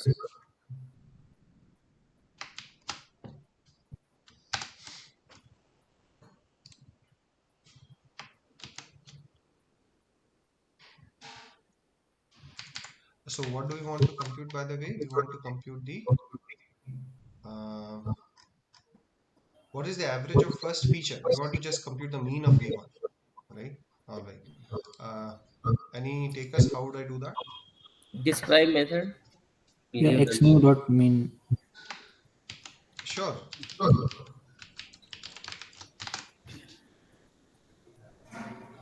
on. I think describe method we can use. It will give the mean. So can you I tell think me we what can is use the axis also we can use, right? right, Axis. right. So Yeah. before we do solve this problem, can you tell me what is the type of x underscore mu? Array. It's a numpy array, Yeah. NP array. right? And now we can use axis is equal to what, 0 or 1? Zero. One. Yes. Yeah. Zero. I think. Yeah. 0, absolutely right, 0. So the variance, sorry, the mean average is 9.55. Do we have an answer for that? Yeah, there it is.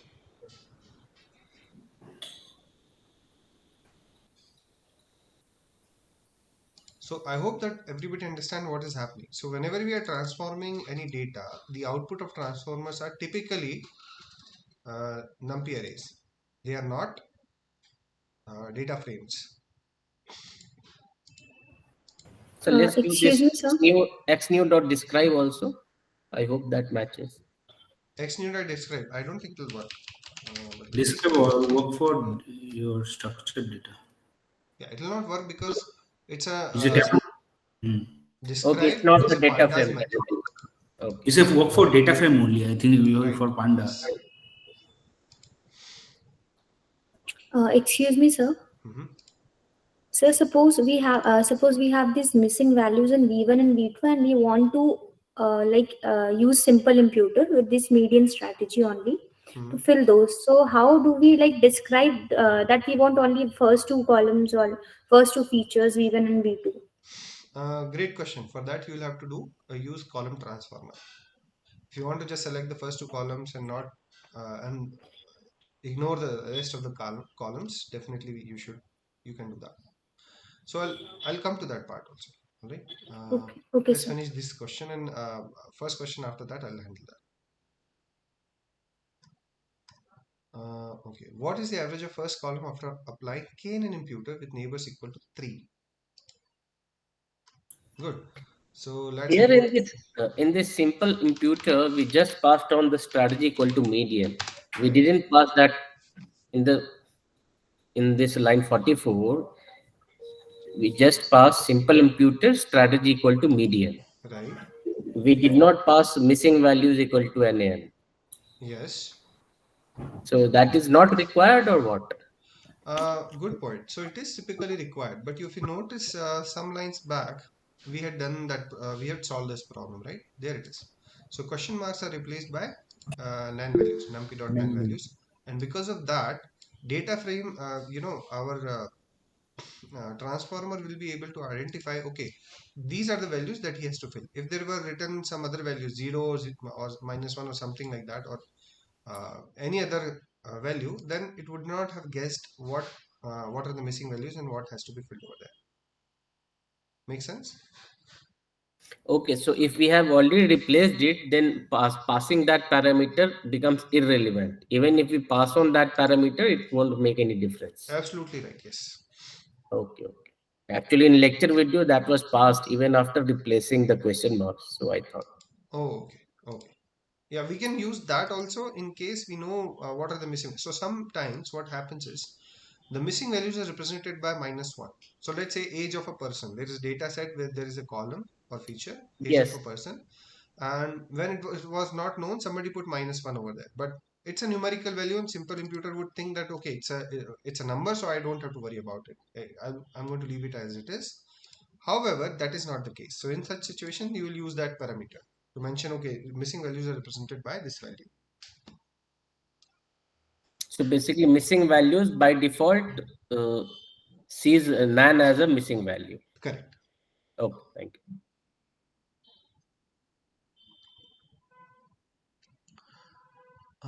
Now we want to apply K-NN imputer.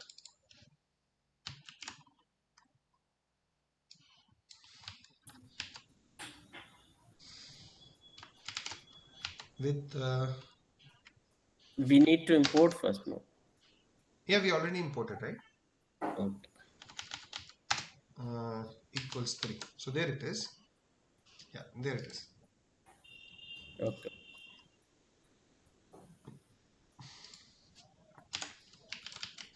So let's call it K-NN imputer, and this is now we need to apply to our data.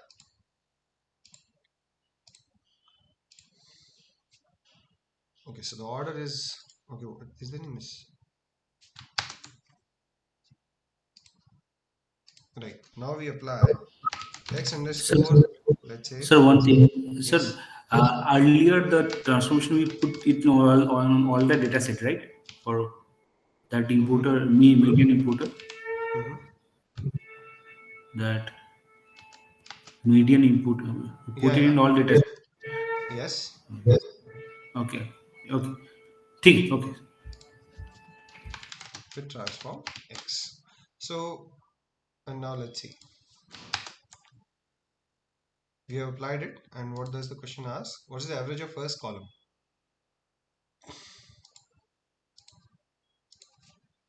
X underscore new dot mean axis equals 0. So in practice, I would always recommend that simple imputer is not the best one. Use K-NN imputer because it is going to give you more natural distribution of missing values rather than just filling them with a constant value, either mean or median. Yeah. 9.53. 9 point. Okay, what is the average of the first column after applying K? It looks like this. None of these looks like to be correct answer. Is that correct? No, sir. I think. Well, let's check after running. So it's 9.552 as the correct answer in the portal. I think 9.5625. Sir, you have to make the new data from the X. You use the previous X new. No, X we did not do anything. No? Right, we did not do anything to X. X still has missing values, right? Okay, to be sure, let's execute these lines again. Then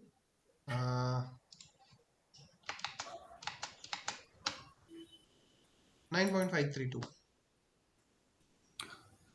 So I think the question asks to apply the K-NN imputer only on the first feature, I guess. See, Based on this the X first is missing feature. values. So, okay, by the way, anybody was able to match the answers presented in this list? Yes, Yes, sir. sir. Yes, sir. I could not match.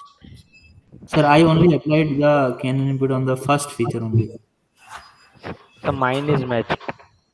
Okay, so what am I doing incorrect? So Because I you, think so, sir. You applied the X new. Sir, you applied the simple imputer on X new.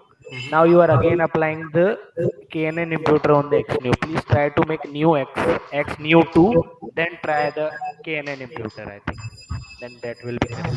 See, I'm reassigning the variable, right? So let's call it It does. history. That's what you're thinking. Yeah, sir. It won't change. Same answer. sir, I think you have to apply the K-NN inputer only on the first feature. Then you will get the answer. I mean, only based on the first feature if you do. Because That I have done the same. Now I'm getting the Let answer. us try that. Absolutely right. I think that is what Canaan impute. Yeah, you're right. You're absolutely Yes. right. We should try that. So instead So, of but applying that into, in practice, we have to consider all the features, right? Like in well, yeah, First, typically that's first what you do. If you want to x fill x missing values, x colon sorry. comma 1 0. Oops. X colon comma 0 it will be. Uh, Yes, x colon comma 0. yeah, x all column rows, comma. right, right. All rows and only first column. Yeah. But it will not. Yeah, but no, Sir, it's Sir, it will not. I think the transform method expect this as a matrix. I mean, you have to reshape it. That is Reshape to correct. minus 1 comma 1. No, no, no. Okay, I'm getting the point. What we want is v1. Yes. Yeah. That's what And we now want. reshape. I think you have to reshape also. Minus 1 comma 1 you have to reshape it. Correct. Because it expects an like two-dimensional array. Oops, I lost this.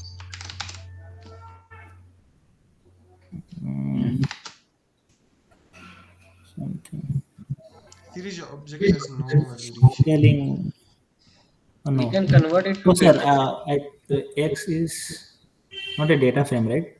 Yeah, now it works. So values is going Yeah. to give you a numpy array, and Yeah. on that you're applying this. So what is reshape doing here? So reshape, okay. So this this Canaan imputer expects a column, data in columnar format. So if we are taking just first first column from this data frame, it returns in a 1D format rather than 2D format. Okay, Yeah. and this Canaan imputer expects a 2D matrix. So whether it has a 100 by 1 or 100 by 2, it must have, so it's a more of technical information related to the numpy arrays.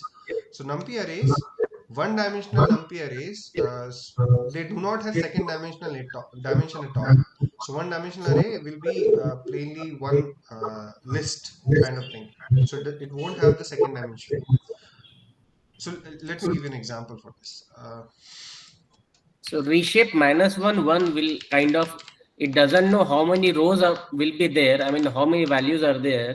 So minus 1 will keep the number of rows, I mean, not being passed, but column 1 is fixed. So as many values are there, they will be coming as a rows. Mhm. That is where minus 1 and 1 are there. Uh, okay, can you tell me so there are these you're right actually. So can you tell me the difference between these two arrays?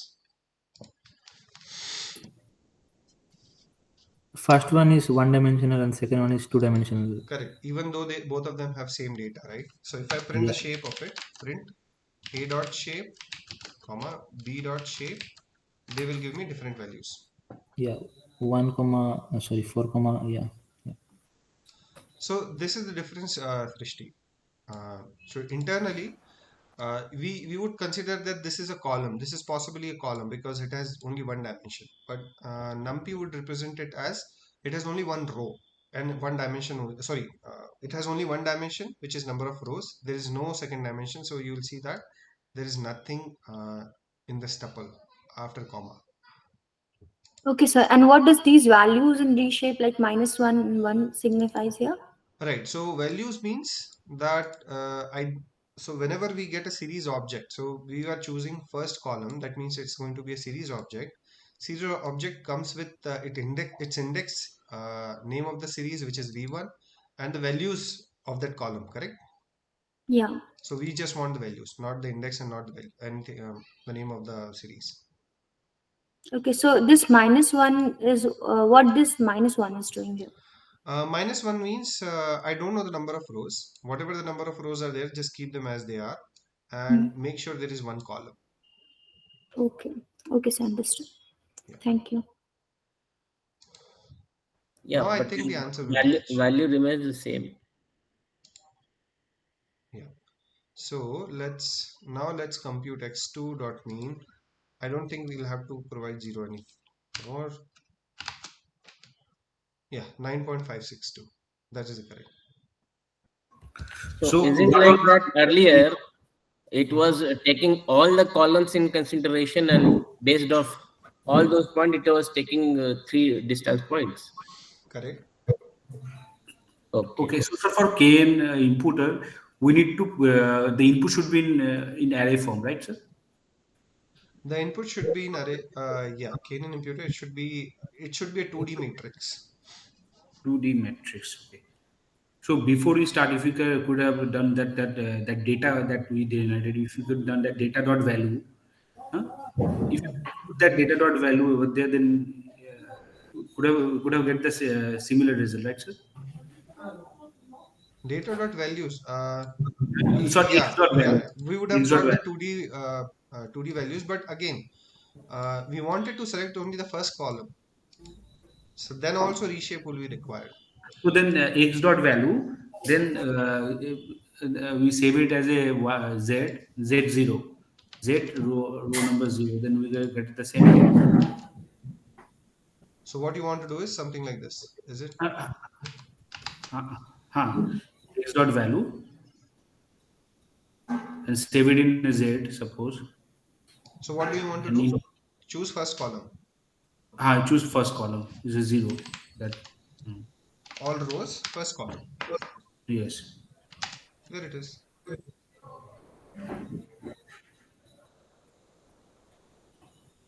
Could have got the same result, sir? Yeah, it's a single Yeah. dimensional array. Same result.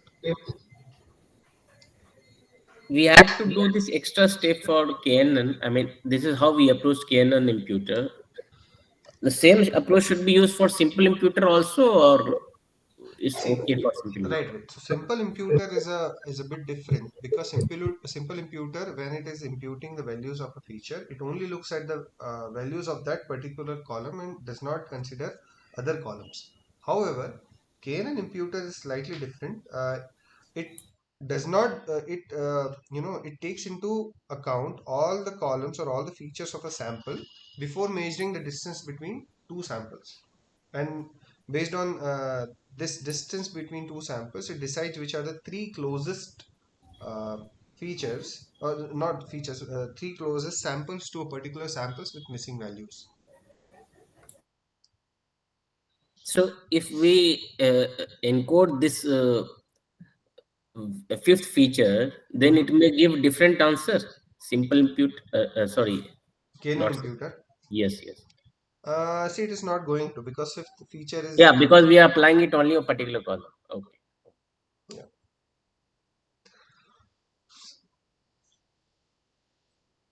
So, sir, suppose we want to apply it to two columns or three columns. Mhm. So, how should we go then for this KNN or any simple imputer then? Okay. Let me. Yeah, I mentioned that I'll come to that point, right? So, are we done with the questions? I think this is the last one, right? What is the average of second? Okay, I'll leave this one to you because we have done Yeah, something it's like the this same already. thing. Yeah, Same strategy equal to mean. right. Now we have to come to a bit more complex pipeline composition, which is by using column transform. What should I do? Which module it resides in? Compose. Compose. Compose.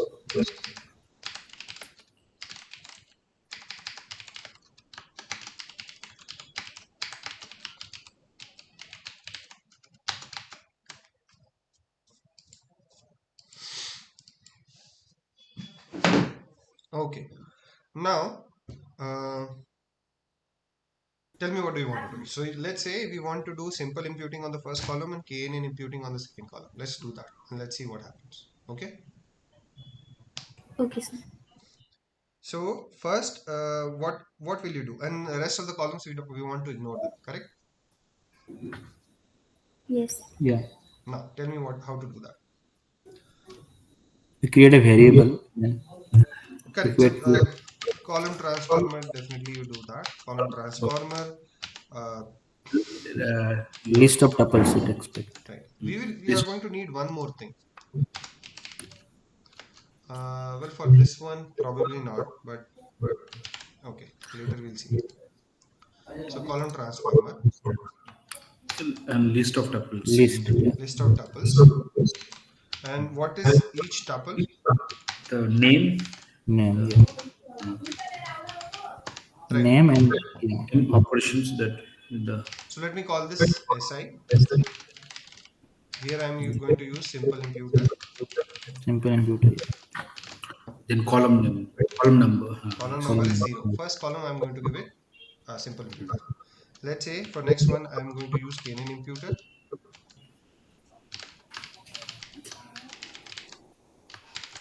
Column number is 1. And rest of the columns, what I want to do is let them pass through, nothing else. Sir, if you want to pass it, we can put it in different manner that reminder equal to pass through.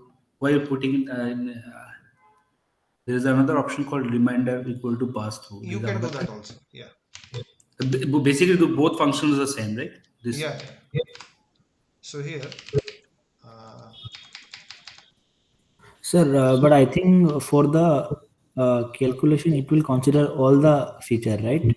Here you're using Canon imputer, so it will consider all the feature. that's And okay. I only mean, that's how I want to do. yeah, but So this only pass through we replace are using only to keep the original data for reference.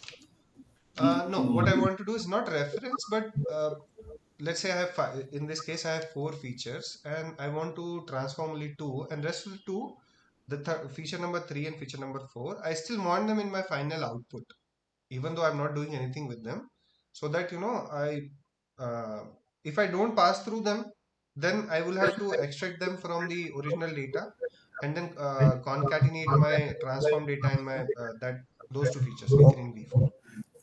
So this, by default it deletes from the data set, right, sir? By yes, that default. is true. Yeah.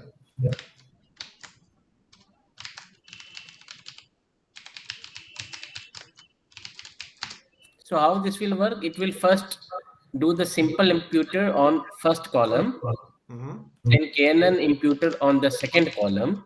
Right. So these two transformation will happen on that input data. Then in the third pass through, after modification, the entire data set will be retrieved.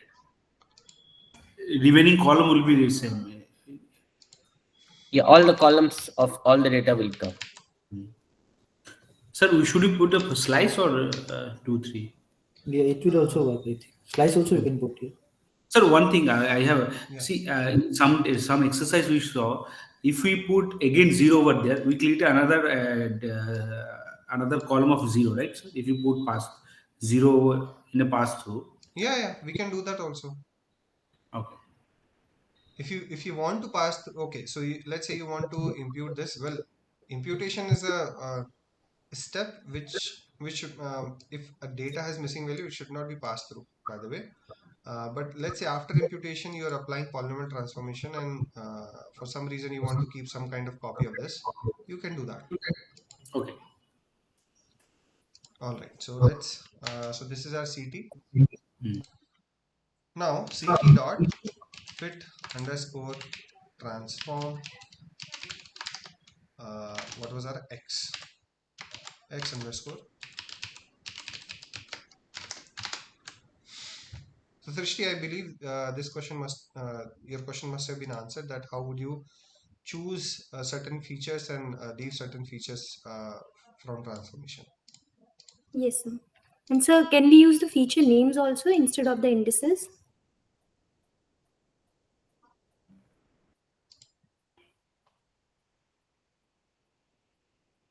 No, I don't. I'm okay. I think so. Yes, if the input, yeah, you can do that. If your input is a data frame, you can do that.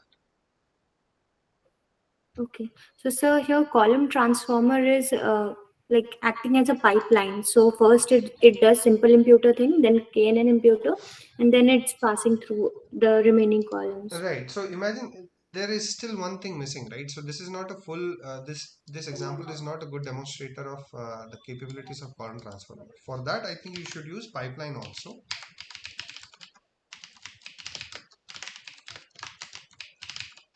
Okay. So So imagine that you are creating a pipe also. Let's say numerical pipe is equal to pipeline, and inside that all I think steps is the variable, and here also we provide list of tuples. So first is, let's say, impute. So what I'm going to do right now is I'm going to perform not just imputation but along with imputation scaling.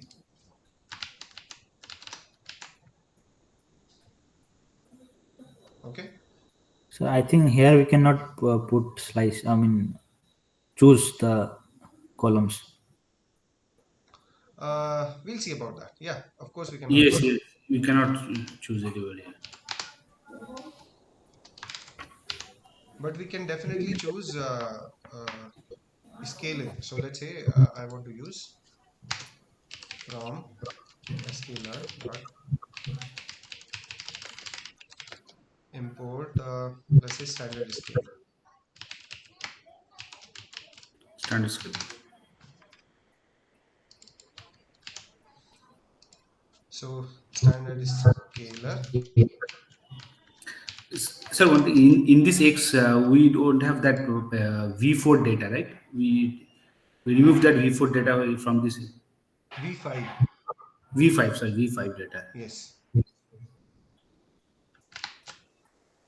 Now let's execute this one. So now this is single pipeline is not going to just impute the data but also scale the data. So right now let's see if we see transformed. Uh, let's say we just look at the first column. Okay, and then also let's say first 5 values. So you can see that it is 20 something 9.56 and 9 point something is coming up, right? Now instead of just applying imputation, let's say if I apply this pipeline, okay, execute the code,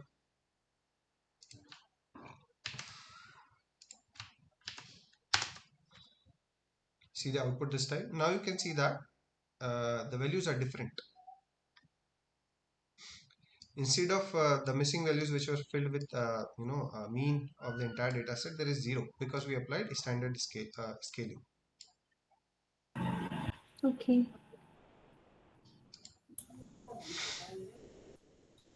We can So, put sir, like what if we remove this pass through here? What if remove the pass through, is it? Then you will not have these columns with you. Okay, let me show you. So if I just remove comment out this line, okay, after I transform the data, let's see what is the shape of transform data.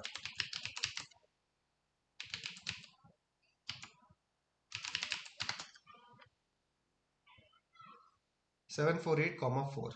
Okay, if I remove this, now if I transform the data, I'm going to have 2 columns less. Does it make sense? Yes, sir. It's doing all the so, things in first or second column, and remaining it's just does nothing. Correct.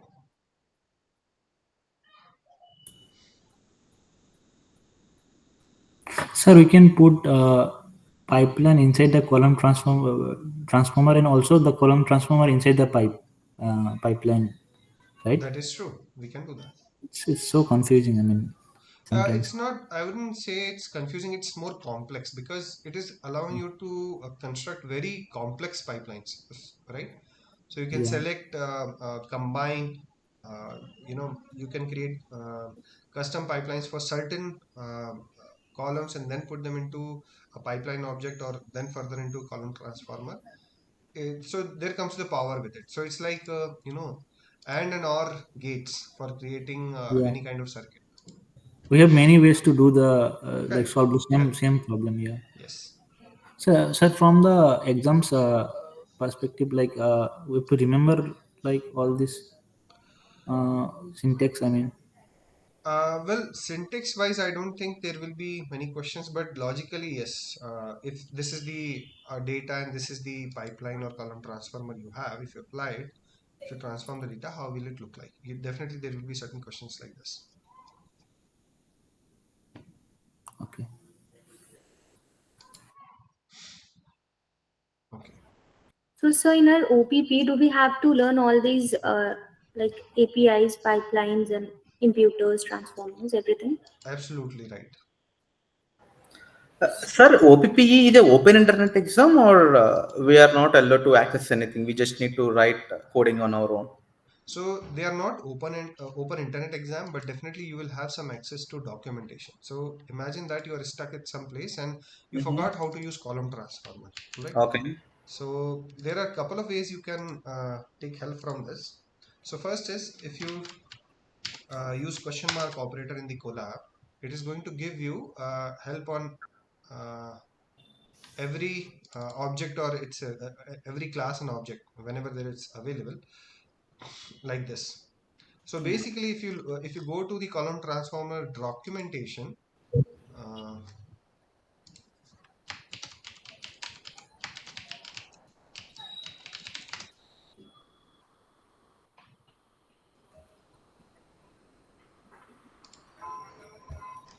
so these parameters and some of this description is exactly same as what you see over here. Got it, sir. Got it. But so suppose I forgot the column transformer falls on the compose or preprocessor, then what to do? Great question. So for that, you will have a help document which you will be allowed to use. It's basically a PDF file with the names of important APIs and the corresponding modules where the those APIs sit.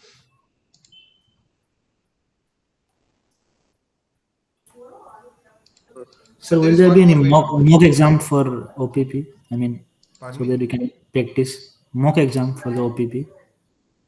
Yes. Will there be any like mock exam, like so that we can practice before the exam? I mean, Yes, there will be a mock exam released before the first OPP. okay, okay. So we'll be getting the access to these like documentations in between the OPP or not? So you can access the documentation with this question mark operator or this help operator. Oops. But you cannot use, I would say, the internet. Okay. I think this is more than sufficient because everything that you want to know about any API is here. There are some examples also, descriptions of every parameter of that API, examples, description. I think that's all you need, right? Yes, sir. So what when will be the next MLP project live session? I think it should be this week or next week.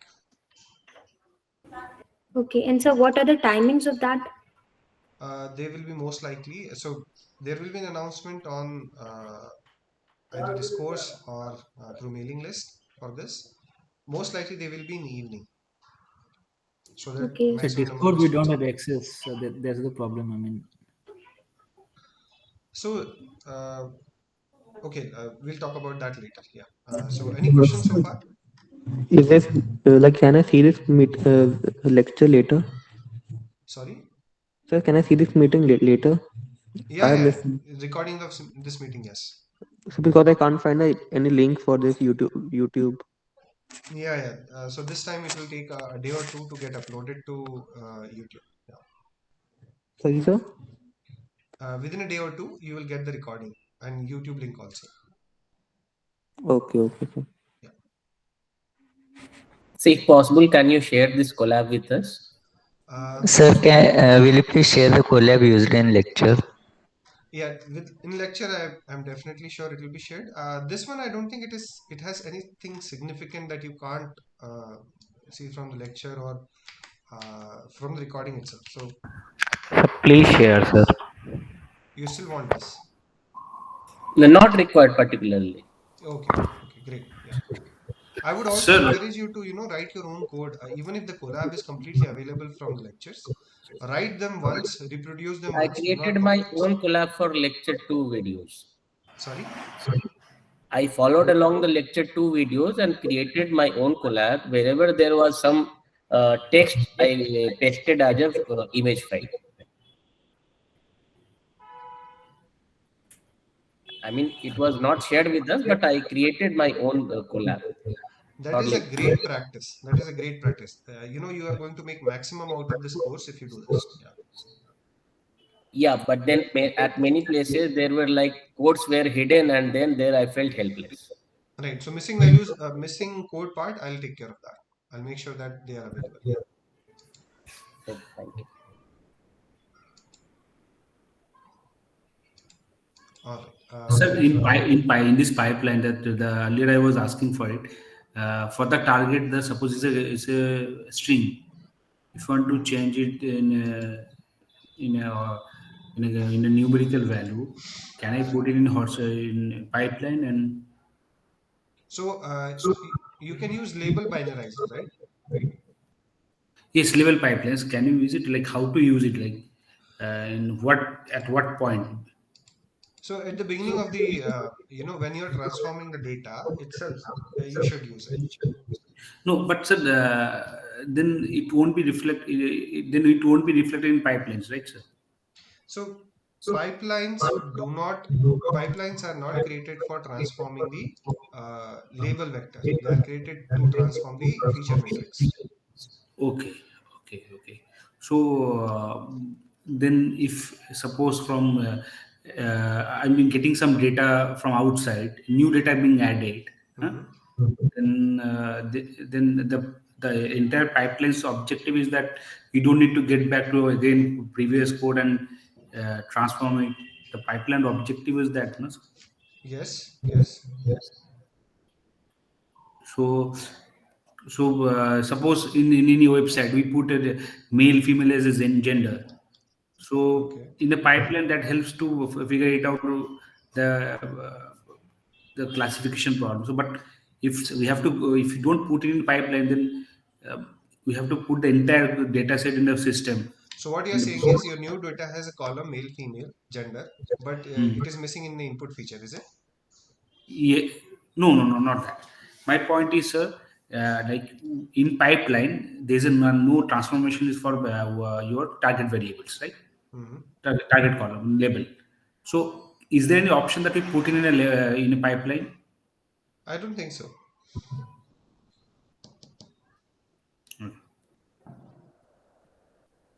Because sir, one thing, this a label encoder is there. If you see in, if I went, I saw that they mentioned that label encoder to be transformed in Y, like in label only, Hmm. not your train or test data. Right. If you see the label encoder, the scikit-learn, they mentioned that. Right. See, so label encoder. So what you want to ask is, can you put label encoder into a pipeline? Is that correct? Yes. Because they mentioned it in. You see, label encoder. Uh, I'm not sure if it They will fit mentioned into it pipeline. to, I think we can add it, but like like pipeline we use for the feature only, right? Yeah, it is. Pipelines are used for features. Can you show me an example where it is used for? here is mentioned that for Y in label. So again, you're using it for label vector, not for feature vectors. Is that correct? Yes, correct. Right. So this label binarizer is not going to be part of your pipeline. It's going to be a separate object, not inside pipeline object. Okay. Then the for X, Y test and Y train, we have to put in different. See, labels are slightly different. The distribution, if you are applying label binarizers, that means you are assuming that it's a categorical label. It has strings in it. Is that correct? Yes. Then not distribution, but the unique values of labels in training set and test set. They have to be exactly same. They cannot be different. Okay. So for if I don't know the like suppose that I don't know the uh, test test Y, Mhm. then how to perform this? If you don't know the test Y, the test Y is not given. It's That is unknown. okay. That is okay. I'll tell you why. Because your model in train why you have done this, right? So when Yes. it will make prediction, it will make predictions in the form of binarized vectors, Yes. Yes. right? Hmm. Okay. Yeah. All right. Any further questions? Sir, I have a question related to MLP project submission. Can I ask? Okay. So before going to ML practice project, any questions from this session? Then we'll move on to those questions.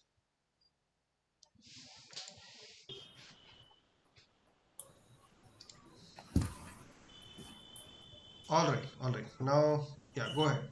With So, now we'll be addressing the project questions. yeah, my